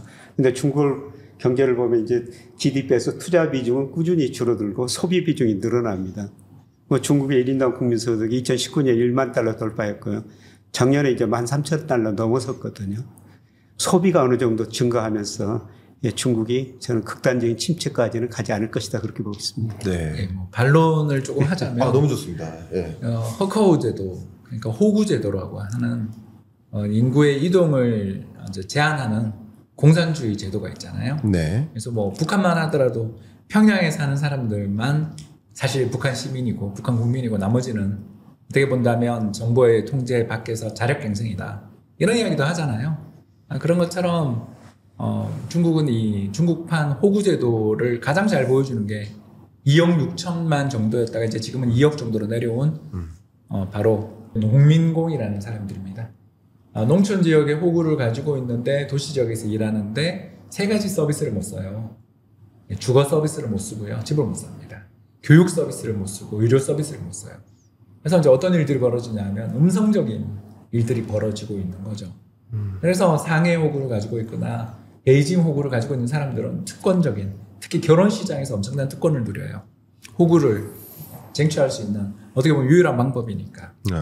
자, 이제 이런 상황에서 중국이 소비도 부양하고 경제를 살리는 방법은 전면적으로 그냥 호구 제도를 폐지하는 게 최선이에요. 사실 그러면 도시 지역에 있는 그 수많은 빈집들 한 방에 해결될 거예요. 물론 이걸 왜 못하냐, 이유가 두 가지겠죠. 첫 번째는 중국 공산당이 카리스마 넘치는 정책을 펼치고 있는 것처럼 보이지만 사실은 중국의 거대 지방 행정부들이 독자적인 예산권과 독자적인 개발과 독자적인 금융기관을 가지고서 어마어마한 부채를 쌓아올 정도로 독립성이 강하기 때문에 자기네 지역에서 도시 지역으로 인구가 유출된다는 것 자체에서 반대하기 어렵고, 두 번째는 1990년대의 도시 지역의 주택 개혁을 통해서 어마어마한 부를 쌓고 폐쇄적인 주택 공급을 통해 자신들의 성을 쌓고 있는 일선 도시, 선전이라든가 또는 베이징, 상하이에 살고 있는 사람들이 그걸 또 싫어하죠. 또 이 사람들이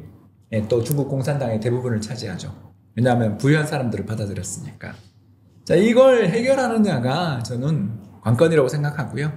90년대 일본이 왜 그렇게 오랜 기간 동안 침체에 허덕이다가 2000년대 이후에 이제 고이즈미 개혁부터 살아났냐 하면 결국 금융기관 개혁 안 했다가 그걸 났잖아요. 그리고 고이즈미 개혁 때 사실 살아나는 척 하다가 또 글로벌 금융위기로 침몰했는데, 중국도 살아날 수 있는 방법은 다 알죠. 방금 김혜일 교수님 이야기하신 것처럼 소비자들의 지출을 늘리는 방향의 인센티브를 강하게 주고요. 더 나아가서 금리 자유화겠죠. 그거는 금리 자유화와 함께 호구제도의 폐지 또는 인센티브를 축소, 이런 정책들을 전면적으로, 지금 그냥 1선 도시는 아니지만 2, 3선 도시는 이제 많이 풀었으니까 핵심이 되는 그런 지역으로의 완전한 인구 이동의 자유 및 위계적인, 그러니까 계급이 있는 시민 등급이 있는 거죠. 그런 등급을 완전 폐지하는 정책을 쓴다면 중국 경제에 희망이 있다고 봐요. 다만 이제 제가 이 이야기를 하는 이유는 2021년 공동부유 뭐 이럴 때는 저도 기대를 좀 했거든요. 그리고 그때 실제로 중국에서 계속 호구제 개혁할 거라는 이야기가 매년 나와요. 그리고 거기 정책 당국도 아는 거죠. 싱크탱크도. 그러나 왜 안 하냐? 할 수 없는 거 아닌가 저는. 이게 이제 일종의 계급이 이미 신계급이 존재하는데 지배계급의 이해를 반하는 정책을 못하는 거 아니냐. 중국 공산당의 공산당원 그리고 더 나아가 국영기업에서 꿀 빨고 있는 아까 이야기했던 초저금리로 무제한 차입해서 마음대로 투자해오던 그 네트워크를 깨트리지 못하는 거 아니냐. 이렇게 좀 생각이 드네요. 네, 말씀 감사합니다. 저도 이제 중국 경제를 바라보는 제 개인적인 뷰 중에 하나는 어쨌든 IMF의 뷰도 올해 23년 중국 경제가 이제 5%, 24년 경제 성장률 이제 현재로서는 4.2%로 보고 있고 2027년까지 좀 장기적으로 보면 한 3%대 중반으로 하향 안정화되는 것으로 중국 경제를 전망하고 있습니다. 월드뱅크나 OECD도 매우 비슷한 뷰를 갖고 있고요.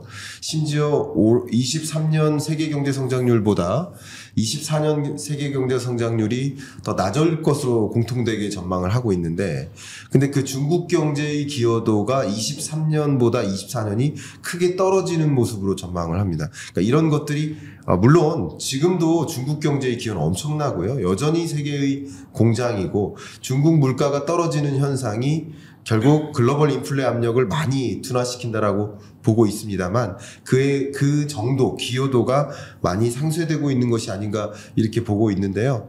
특히 중국 경제를 놓고 논할 때 23년부터 집중적으로 우리가 논해야 될 것이 바로 부동산 개발 업체들의 도미노 부도 사태 이건데, 그러니까 이번에 무디스에서도 중국에 대한 신용 등급에 대한 전망을 부정적으로 바꾸지 않았습니까? 그 바꾸는 그 배경이 중국의 부동산 경기가 뚜렷하게 회복될 만한 그런 시점이 당분간 보이지 않는다라는 그 표현도 있었고, 또 그런 것들이 결과적으로 중국 경기가 뭐 계속 이제 부동산 경기가 안 좋은 상황이니까 부동산 개발업체들의 또 연쇄 부실로 연결되고 그만큼 부동산 그 산업에 대한 중국의 의존도가 좀 높은 편이라서 당장 회복되기가 좀 쉽지 않겠다라고 보는 뷰를 좀 저도 많이 갖고 있습니다.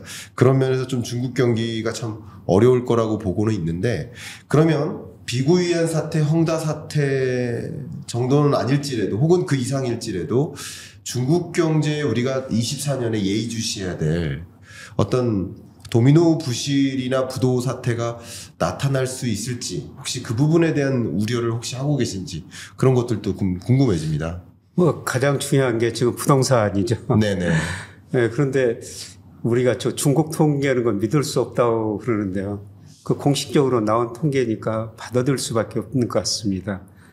근데 우리가 저 90년대 우리도 엄청나게 부동산 시장에서 주택 많이 짓고 거품이 발생했다 꺼졌지 않습니까? 네. 네, 그때 그 GDP에서 부동산 건설업하고 부동산 서비스업이 차지하는 비율이 18%였어요.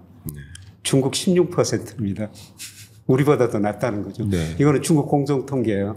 근데 뭐 언론에서 보면 그게 25%다. 어떻게 추정했는지는 잘 그렇죠. 모르겠습니다만. 예. 어디까지를 부동산 산업으로 볼 거냐에 대한 가정이 좀 차이가 가정이 있는 다른데 예. 공식적으로 그 GDP 발표할 때 네. 생산 측면에서 GDP 발표할 때 네. 그렇게 돼 있거든요. 네. 우리나라보다 오히려 낮다는 낮죠. 겁니다. 예. 그리고 우리가 그 2008년에 미국에서 주택 가격이 급락하면서 금융위기 갔지 않습니까? 네. 그걸 가지고 중국하고 비교하는데요. 저는 완전히 차이가 있다고 생각해요. 미국은 그때 집값이 오르니까 집을 담보로 빌려준 돈 가지고 금융회사한테 다양한 파생상품을 만들었지 않습니까? 근데 집값이 떨어지니까 그 파생상품에 문제가 발생하면서 실물 부분이 금융까지 전이되면서 위기가 왔거든요. 근데 중국은 금융하고 실물하고 미국하고는 좀 떨어져 있다는 겁니다. 네. 네, 그래서 이게 금융까지 전반적으로 위기가 저는 확산되지는 않을 것이다. 그렇게 네. 보고 있습니다. 대응할 만한 또 예. 수단도 분명히 있을 예. 것이다. 이렇게 예. 보고 계시고요. 지금 카나쿠마리님께서 너무 좋은 댓글을 남겨주셨는데 잠깐 읽어드리도록 하겠습니다. 전문가들의 서로 다른 관점을 모두 듣고 소화해서 자신만의 격자 틀을 만들어내는 것이 투자의 중요한 포인트라 생각합니다. 누가 맞추고 못 맞추고를 가지고 누가 전문가다 비전문가다라고 평가하는 것은 의미 없다고 생각합니다. 전문가들은 자신의 의견을 제시하는 것이지 미래를 예언하는 점쟁이가 아니잖아요. 너무 좋은 말씀 주셨고요. 감동입니다. 예, 정말 훌륭하신 분이네요. 정말 이게 아까 우리 두 분 우리 교수님 박사님께서 말씀해 주신 그 경제를 공부하는 자세, 투자 의사결정을 하는 데 있어서 한 분 한 분의 말씀을 듣는 자세가 아닐까. 너무 좋은 말씀 주셔서 제가 감동입니다. 네, 네, 저도 감사합니다. 저도 감동입니다. 네. 그러면 중국 경제 마지막 질문 한번 드려보려고 하는데요. 중국 경제에서 좀 위험하다고 할 만한 것 혹시 홍춘욱 박사님 예를 들어서 이제 특히 부동산 개발업체들의 또 연쇄 부실이나 그런 일들이 왜냐하면 23년 한 해를 보내면서 미국의 이제 금융 부실 또 중국의 부동산 개발업체들의 부실 이런 것들을 좀 보면서 또 그런 일들이 완전히 해결되지 않은 채 24년으로 가는 거잖아요. 그래서 이런 것들이 좀 가시화되는 일들이 있을지 어떻게 생각하십니까? 네, 저는 중국 경제는 국가 자본주의잖아요. 네. 그래서 중국 정부 마음이잖아요. 네. 사실. 그래서 얼마든지 막을 수 있다. 네. 사실 그거에 대해서는 저는 별로 걱정 안 하고요. 네. 다만 이제 그 막아가는 과정이 어떤 식으로 막냐. 그러니까 디폴트를 내고 그 채권을 샀던 사람들이 손실을 보고 그렇게 해서 그 토지를 우리나라 옛날 자산관리공사에서 캄코에 매각했던 것처럼 그렇게 투명하게 하면 좋을 텐데 아시는 것처럼 좀 그렇지 않잖아요. 또 헝다가 얼마 전까지도 파산을 안 하고 있다가 최종 파산하는 걸로 홍콩 증시에서 처리되는 거 보고 얼마나 웃었습니까? 우리 옛날 기아차 부도 유예 협약이랑 뭐가 달라요? 예, 저는 정말 그게 우리나라에 대한 신뢰도를 결정적으로 떨어뜨린 사건이었다고 생각하거든요. 네. 부도면 부도지 무슨 부도 유예예요. 예, 그런 식으로 불투명하게 처리를 하는 게 신뢰를 떨어뜨리거든요. 네. 그래서 중국에서 가장 중요하게 봐야 될 것은 외환 보유고다. 그렇군요. 제가 어마어마한 무역 흑자를 올리고 있는데도 불구하고 중국의 외환 보유고는 최근에 좀 줄고 있거든요. 이건 뭘 의미하냐 하면 국내에서의 해외로의 자본 도피 시그널로 봐야 되죠. 그러면 국내에서 해외로 나가는 자본 도피 규모가 얼마냐? 이거 우리가 정확하게 파악할 방법은 없지만 공식적인 정부 통계인 자본 수지 그리고 경상 수지를 제외하고 보면 미싱 데이터들이 엄청나지 않습니까? 그래서 2015, 16년처럼 1조 달러에 달하진 않아요. 그때는 1조 달러 정도가 나갔습니다만 그때 이제 그림자 금융 규제 때 그런 일이 있었죠.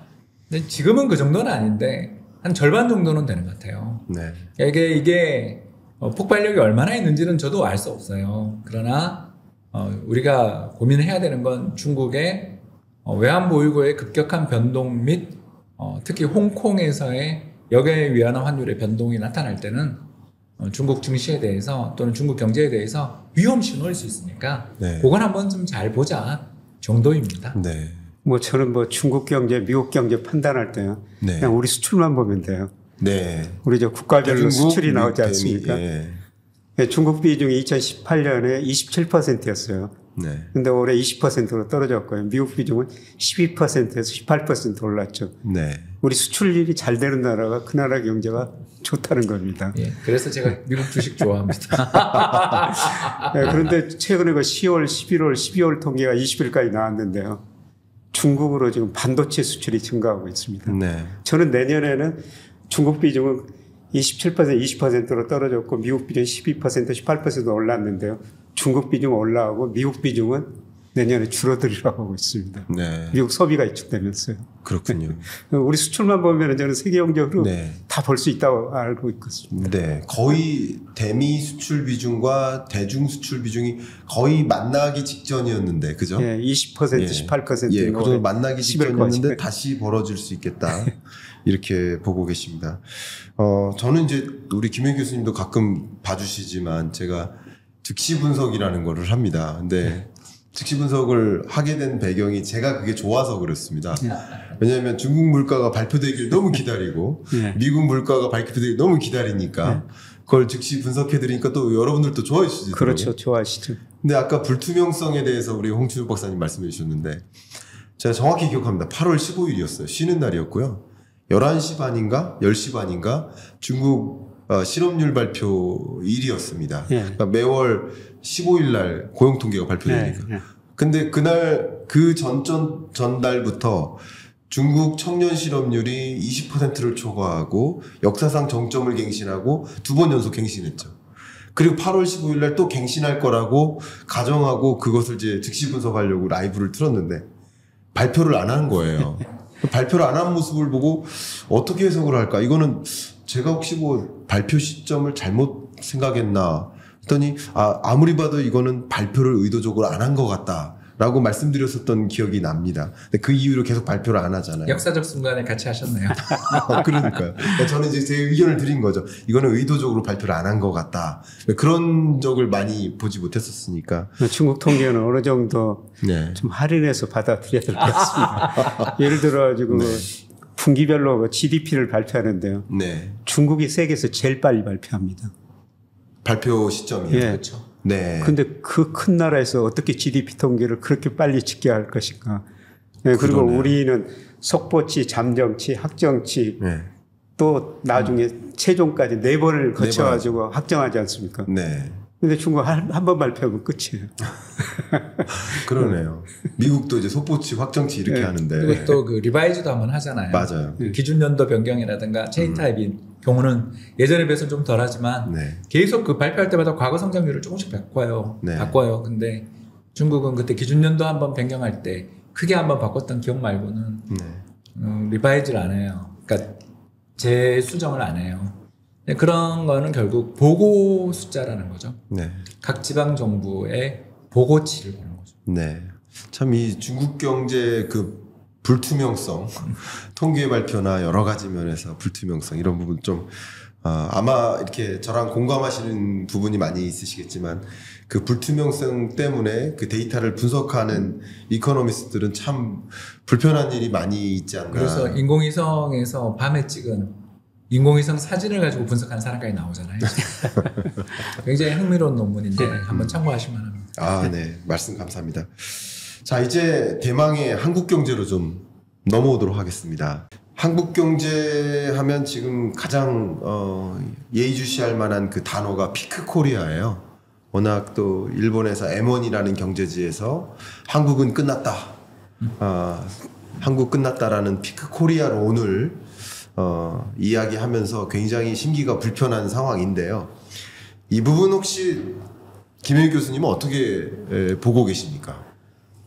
우리가 세계 GDP에서 우리 GDP가 차지하는 비중이 몇 년 전에 2.0%였거든요. 네. 근데 지금 1.7, 1.6으로 떨어지고 있어요. 네. 그런 의미에서 피크 코리아. 그런 네, 면에서 된 거죠. 피크 코리아가 맞다. 네. 네. 그러니까 우리가 정말 그 1960년에서 80년대 중반까지는 그 연평균 10% 이렇게 성장했지 않습니까? 네. 그래서 미국의 유명 대학에서 한국이 이렇게 왜 빨리 성장했는가 연구 대상이었어요. 맞아요. 네, 그런데 그때부터 이제 잠재 성장이 떨어져가지고 지금 2% 안팎이고 2030년 가면 1%로 떨어지고 한국이 또 왜 이렇게 빨리 떨어지는가? 네. 이것도 연구 대상이라는 게 아닙니까? 네. 근데 우리가 보면은 2019년까지 우리 GDP 성장률이 세계 평균보다는 높았어요. 네. 그래서 세계 GDP에서 차지하는 우리 비중이 계속 올라갔죠. 네. 그런데 2010년부터는 세계 평균 성장률보다 우리가 계속 낮아지고 있습니다. 그 폭이 더 커지고 있어요. 낮아지는 폭이, 그 격차가. 그러니까 우리가 세계 GDP에서 차지하는 비중은 계속 줄어들죠. 뭐 이런 의미에서 피크다. 네, 뭐 말씀하신 그런 대로 거는 맞는 것 같습니다. 수용할 건 수용할 필요가 있다. 예, 예. 예, 차라리 위기 의식을 갖고 대응할 필요가 있다. 예, 예. 이런 의견이십니다. 저도 그 부분 굉장히 공감하고요. 홍 박사님 혹시나 다른 의견이 있으실지 여쭤보도록 하겠습니다. 그런 이야기 나올 때가 지나고 보면 우스갯거리가 되더라고요. 아, 네. 예, 좀 그래서 대표적인 우스갯거리가 골드만삭스의 네. 장기 전망 같은 거 네. 아시잖아요. 네. 예, 뭐 우리나라가 세계 1등 국가가 되네 마네 뭐 예, 그게 이제 저는 전형적인 네. 경제학자들이 하면 안 되는 일 중에 하나다. 그게 뭐를 하면 안 되냐면 어떤 미래에 대해서 너무 단호하면 안 된다. 그러니까 우리나라가 망한다 소리를 지금까지 이코노미스트 생활하면서 저도 한 10번 들은 것 같거든요. 네. 가장 대표적인 게 97년 그리고 2000년 정보통신거품 붕괴 2022년 카드 버블 그리고 중국이 막 성장하면서 중국에게 추월당한다 등등등. 지금까지 얼마 전에는 뭐 유명 대학 교수님께서 삼성전자 망한다는 책까지 나온 나라잖아요. 고마운 거죠. 경계하잖아요. 그런 이야기 덕분에 입과 깨물고 하면 되는 거지. 네. 그게 뭐 의미가 있겠어요. 그냥 이 나라는 이제 장기적으로 추세로 봤을 때 끝난다 라고 말할 때 귀신같이 돌아선 가장 대표적인 나라가 미국 아닙니까? 네. 조펜 에즈 넘버 1이 나왔던 나즈라 보겔 교수가 그 책 쓴 게 1970년대 중반이었는데 지나고 생각해보니까 그 뒤 일본 경제 성장률 꺾였고 73년부터 꺾였고 그 뒤 일본 어떻게 되는지 우리 다 봤잖아요. 또 중국이 미국 GDP 넘어선다 그러다가 결국 이제는 영원히 못 넘는다로 바뀐 거 아니에요? 네. 그게 골드만삭스 전망인데 아무튼 저는 재미로 봐야지 그런 식으로 이야기할 때 있어서 그 사람들이 전망이 어떻다 저떻다라는 것보다는 그 숫자 자체보다는 근거를 봐야 된다. 네. 근데 근거에 있어서 쓸 수 있는 변수라는 게 결국 장기 변수라는 게 인구 말고 잘 없잖아요. 네. 우리는 인구는 주니까 예. 당연히 꺾이지. 근데 중요한 것은 1인당 GDP지. 경제학자나 경제 분석가가 절대적으로 우리가 봐야 되는 지표는 결국 한 사람 한 사람의 삶의 효용과 소득이 중요하지. 나라가 몇 등이냐라는 건 그건 저기 정치가들이 하는 이야기고 1인당 소득이 늘어나고 1인당 생산성이 향상되고 국민의 행복감이 높아지는가 이런 면에서 놓고 보면 저는 일고의 가치가 없는 이야기다 생각합니다. 네. 두 분의 의견이 좀 갈리시네요. 근데 저는 오히려 피크 코리아라는 이 한국은 끝났다라는 일본의 다소 감정 섞인 비아냥거리는 그런 말투는 좀 과감하게 지운다 하더라도 거기에 실제 우리가 팩트로서 제시하는 그런 부분들은 오히려 겸허하게 받아들일 때 그거 피크 코리아다 뭐 한국은 끝났다라는 그 주장을 무색하게 만드는 노력이 필요하지 않을까 하는 생각이 아까 비슷한 말씀 주셨던 것 같아요. 경제는 생물이고 그러니까 그런 경고 덕분에 오히려 우리는 피크 코리아 아니다라는 식으로 우리가 경제를 움직여야 되지 않나 이런 생각을 하고 있는데요. 말씀하신 것처럼 저는 어쨌든 잠재 성장률이 둔화되는 흐름을 좀 예의주시할 필요가 있다라고 저는 생각을 하고 있습니다. 그러니까 실질 성장률이 올랐다 떨어졌다 하는 것보다 더 중요한 게 잠재 성장률 자체가 둔화되고 있고 그 잠재 성장률 자체가 둔화되는 흐름을 좀 강하게 기여하는 것이 또 노동 투입이니까.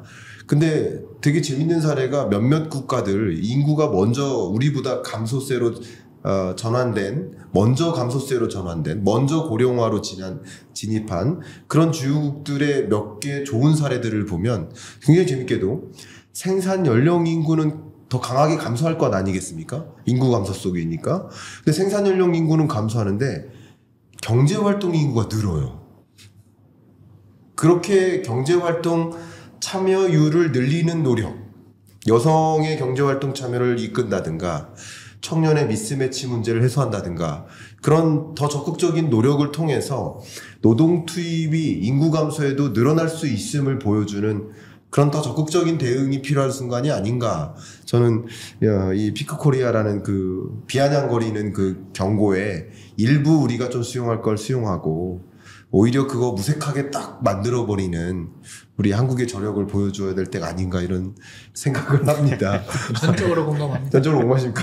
자, 이 부분은 100% 공감하시는 걸로. 네, 저도 맞습니다. 네. 그래서 최근에 IMF 총재가 우리나라가 여성 참여 노동 참여율을 올리면 잠재 성장률이 올라갈 수 있다. 맞습니다. 뭐 이런 이야기를 했지 않습니까? 맞습니다. 네, 그럼 맞는 이야기입니다. 네. 근데 우리 고용률이 지금 OECD 기준으로는 한 69%. 네. 이게 저 같은 사람, 나이 많은 사람도 청년을 연장해주고. 교수님 45세 아니십니까? 65세입니다. 네, 그리고 뭐 여성 참여, 노동력, 인구는 줄어들지만은 노동 참여율이 늘어나면 잠재 성장률 올라갈 수가 있죠. 네, 그리고 중요한 거는 그 생산성 개선이고요. 네. 네, 그 다음에 우리 젊은이들이 애플 같은 회사 하나 만들면 되죠. 예. 맞습니다. 애플 시가총액이 3조 달러더라고요. 네. 우리 GDP가 1조 7천억 달러입니다. 그런 회사 하나 나오면 좋은 일자리가 얼마나 많이 나옵니까? 맞습니다. 그리고 뭐 성장률. 제가 우리나라 성장률을 보니까요. 대통령 재직기간 연평균 경제성장을 그려보니까 대통령이 바뀔 때마다 성장률이 계단식으로 떨어졌어요. 그런데 이번 정부에서 그걸 한번 올라서 보자. 네. 그런 정책을 내지 않습니까? 그래서 지금 대통령께서 자유를 통해 아주 혁신하고 혁신을 통해서 도약해가지고 분배해가지고 이 계단 한번 올라서 보자. 네. 뭐 계단 올라서는 방법이 뭐 생산성을 개선하든지 노동 참여를 높이든지 우리 젊은이들이 그 창의적인 그런 기업 만들어내면 그걸 올라설 수가 있죠. 저 빨리 비춰주세요. 네, 스타트업 대표하고 있습니다. 맞습니다. 예, 네. 저희 직원들 중에 50대 이상은 2명밖에 없습니다. 나머지 와. 전부 2030이고요. 며칠 전에도 한 신문에 뭐 요새 신문에 그 스타트업으로 잘 나오던데요. 네, 열심히 홍보를 해야 됩니다. 이런 홍 박사 같은 분들이 있으면은 예. 우리 나이 전재성이 들어도 올라가죠. 전혀 저희는 나이에 구애하지 않고. 그럼 홍 박사님이 홍보 멘트 한번 해주십시오. 여러분 프리즘 투자자문은요 젊은 기업입니다. 그리고 2030들이 대부분을 차지하고 있고요. 특히 우리 젊은 직원들 중에서 3분의 1 정도 되는 분들이 인턴으로 들어왔다가 정직원으로 이렇게 성장해가는 기업이기도 하니까요. 많은 관심 부탁드립니다. 네. 저 얼마 전에 그 신문 기사 2번 또 나온 거 보고요. 그 어스얼라이언스에다가 홍 박사 이렇게 나왔더라. 이것까지 좀 광고 좀 해라. 그렇게 부탁했는데. 너무 좋아요. 이런 분위기 너무 좋아요. 저도 그 링크 좀 달아놓도록 하겠습니다. 고정 댓글에 링크 확인해 주시길 바랍니다. 두 분 말씀 너무나 공감이 되고요. 특히 우리가 참 정말 잠재 성장률을 끌어올릴 수 있는 방법 이 주제로 대화하면 그것만도 100분이 부족합니다만, 예, 맞습니다. 예, 정말 짧게 한 말씀 조금 보태면 김영익 교수님 말씀해주신 부분 공감해서 우리나라만 나타나는 두드러지는 특징이 M 커브라고 합니다. 굉장히 유명한 표현인데.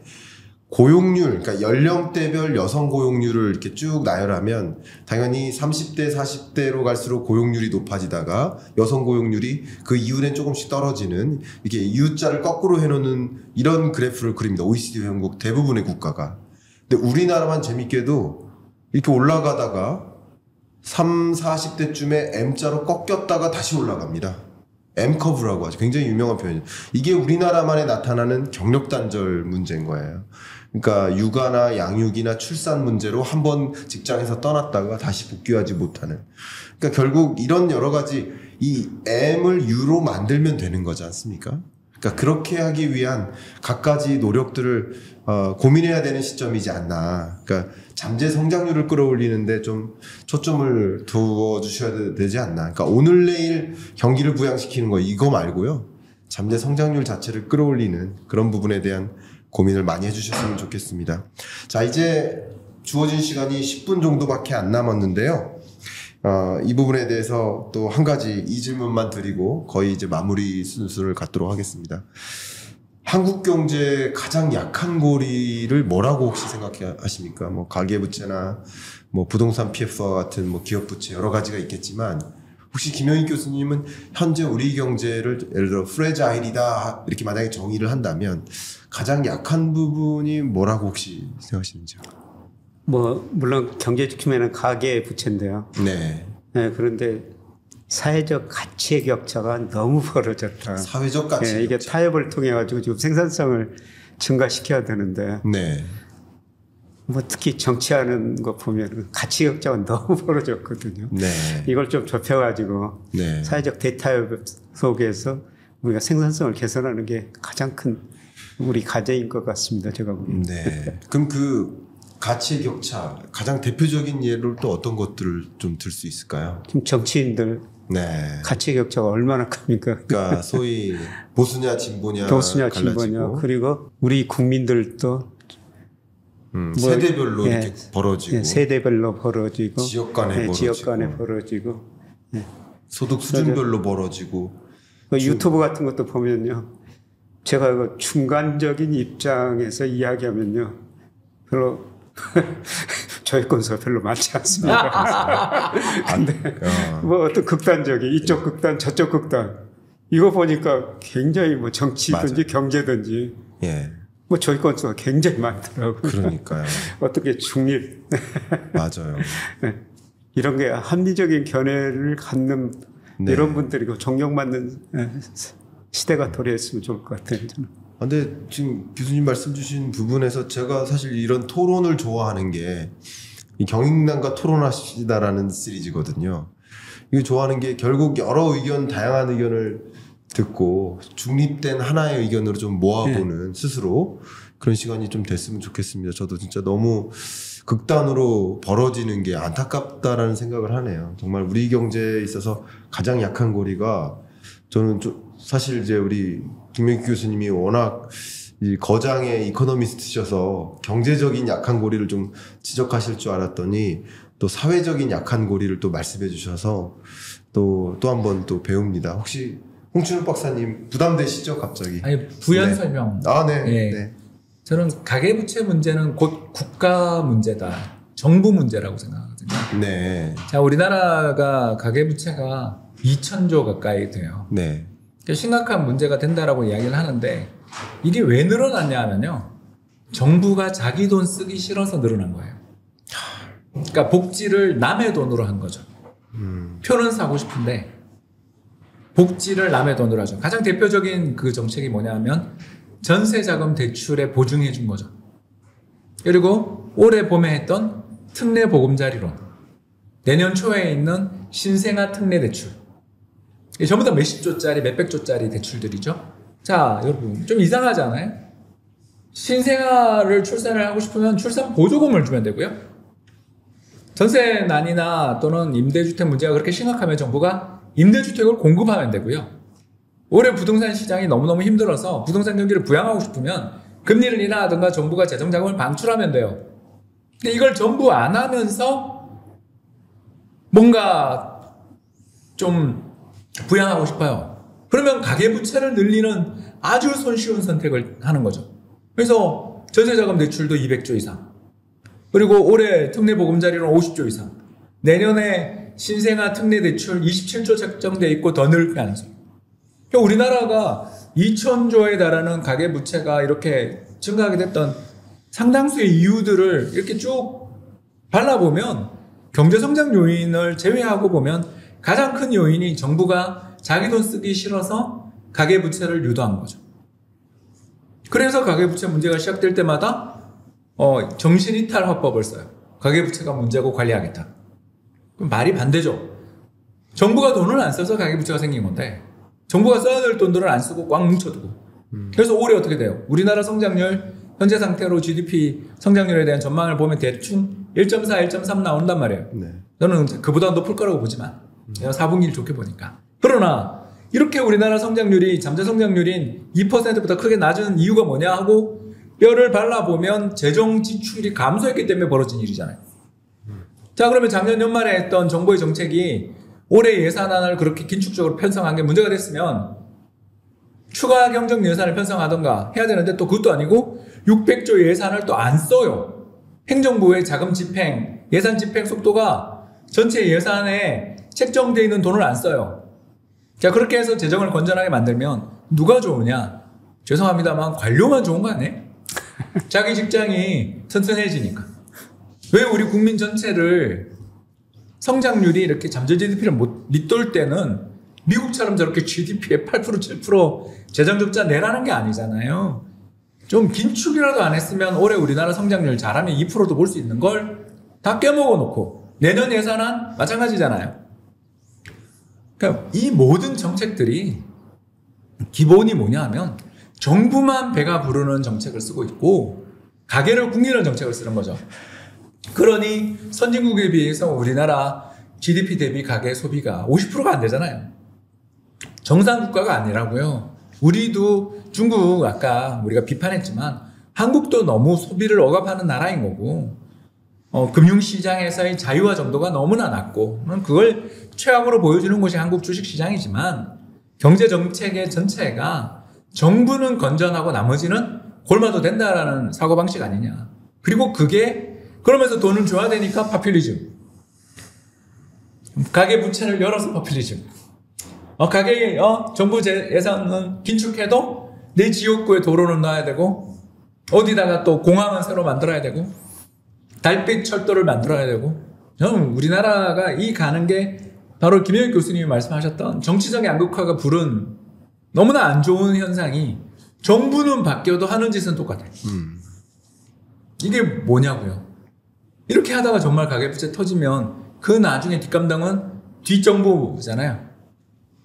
왜 우리는 이런 식으로 국민연금 개혁도 그렇고 우리 정부 정책이 보이지 않는 손을 무시하고 있다라고 생각을 합니다. 이게 뭐냐면 보이지 않는 손은 가격이고 가격에 의해서 자유시장 경제가 자연적으로 운용되는 것인데 근데 안타깝게도 어떤 문제가 발생하면 문제를 좀 덮으려는 노력, 문제를 궁극적으로 해결하려는 노력이 아니라 문제를 그냥 덮어놓고 언젠간 해결되겠지 하고서 그걸 지연시키려는 노력들이 너무 많은 것 같아서 근데 그게 가격을 통해 통제하는 것인데 근데 오히려 가격은 보이지 않는 손에 의해 정해지는 것인데 예를 들면 뭐 빵 가격 잡고 우유 가격 잡고 뭐 그런 것도 좀 문제인데 왜냐하면 그걸 가격을 통제하려고 들면 기업들이 오히려 품질 경쟁력을 떨어뜨려요. 품질을 떨어뜨리고 양을 떨어뜨리고. 그렇죠. 그러니까 국제 경쟁력은 더 실추됩니다.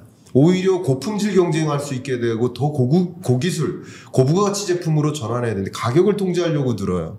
기업은 가장 대표적인 게 쌀이잖아요. 그러니까요. 이윤을 극대화하는 게 기업인데 근데 가격을 통제하려고 들면 이 가격이 보이지 않는 손에 의해 결정되어지는 것인데 그러니까 물가 잡겠다고 가격을 통제하려고 드니 결과적으로 이게 나중에 다른 나라들 물가 먼저 잡힐 때 우리는 후순위로 잡히는 게 아닌가 하는 그런 걱정. 또 금리도 마찬가지예요. 금리도 적정하게 긴축적으로 같이 단행하고 충분히 제약적으로 움직여서 또 운행을 했어야 되는데 또 그 금리 인상 스탠스를 너무 조기에 그만두고 또 실기한 것이 아닌가라는 그런 걱정. 다른 나라보다 물가 상승률의 정점이 낮았는데 결국 우리나라보다 미국은 9.1% 시작했고 뭐 영국, 유럽은 뭐 10%, 11% 찍었는데 우리는 정점이 6.3%인데 지금은 오히려 이들 국가보다 우리나라 물가 상승이 더 높아요. 그러니까 물가 잡는 것도 또 실기하고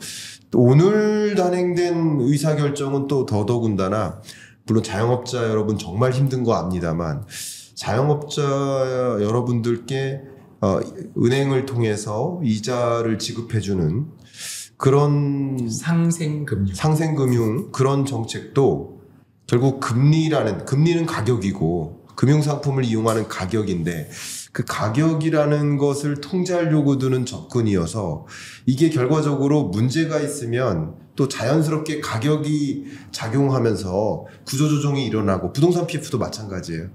그래서 자연적으로 구조조정이 일어나면서 큰 문제가 터지지 않도록 이렇게 자연적으로 이렇게 구조조정이 일어나도록 유도하는 것이 맞는데 이 문제가 터지지 않도록 자꾸 지연시키는 이자 상환 시점을 뒤로 밀어주고 금융 지원을 해주고 이게 결과적으로 문제를 더 키워서 24년 혹시나 이런 것들이 한 번에 터질까 하는 두려움 저는 개인적으로 갖고 있습니다. 그래서 헝다가 최근에 망한 것처럼 그러니까요.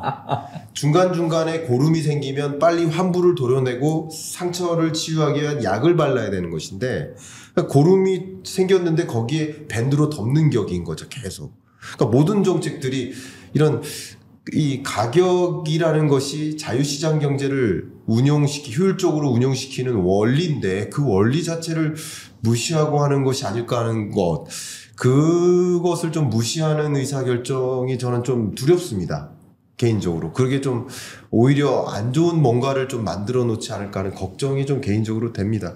요즘 일련의 상황들을 좀 지켜보면. 아니, 저는 우리나라 부동산 시장 이 모양이 꼴된 건 전세자금 대출에 대한 무제한 보증이 가장 큰 문제였다고 생각해요. 네. 이게 지금 빌라 전세 사기까지 가는 거 아니에요? 네. 근데 사실 이코노미스트로 살아가면서 끊임없이 현 정부의 정책에 대해서 문제가 있다라는 것을 발견하면 그게 맞든 틀리든 적극적으로 목소리를 내는 게 그게 역할 아니겠습니까? 김민규 교수님 어떻게 생각하십니까? 네, 맞습니다. 네. 뭐 제가 저 금융회사 있을 때는 뭐 정부 정책에 대해서 이렇다 저렇다 말할 수가 없었죠. 네. 근데 학교로 오니까 가장 좋은 점은요. 합리적인 데이터 이론만 있으면은 대학 교수라는 건 여러 가지 이야기를 할 수가 있더라. 맞아요. 맞아요.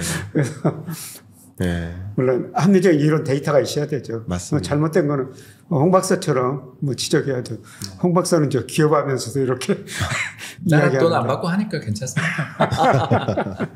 네, 뭐 저도 노력하겠습니다만 우리 두 분 이코노미스트 선배님들이 계시기 때문에 함께 뭐 각자 다른 의견이 있어도 그 의견을 서로 공유하면서 공유의 장을 통해서 더 좋은 국가의 의사결정이 내려지는데 조금이나마 공론을 모으는데 좀 도움이 됐으면 하는 마음입니다. 양쪽에서 공격받는 게 네.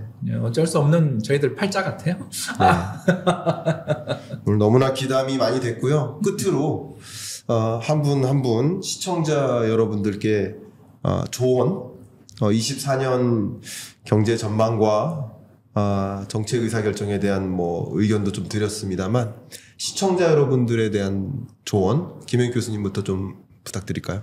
예, 저는 우리 사회가 차별화가 뭐 세계적인 문제인데요. 예, 심화됐다. 예, 그래서 우리가 일하면서 월급도 많이 받고 연봉도 많이 받고 예, 금융을 꼭 알아야 된다는 거죠. 네. 그래서 금융으로 부를 늘려야 된다.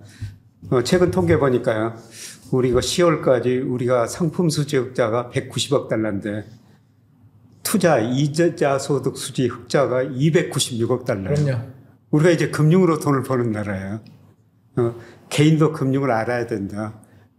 나라도 금융으로 돈을 많이 벌어야 되지만은 우리 개인도 금융으로 부자가 돼야 된다. 네. 네, 그런 의미에서 뭐 이런 시간이 좀 의미가 있었지 않을까 이렇게 생각하고요.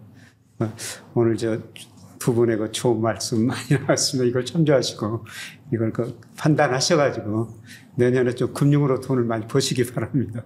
말씀 정말 감사합니다. 네. 좋은 덕담인 것 같습니다. 홍 박사님 덕담이나 뭐 새해 말씀 한번 부탁드립니다. 현금도 투자다. 네. 우리가 오늘 열심히 이야기를 했지만 사실 저 전망이 거의 틀릴 거예요. 왜 그러냐면 저의 인식 범위 밖에 오늘 제가 배웠잖아요.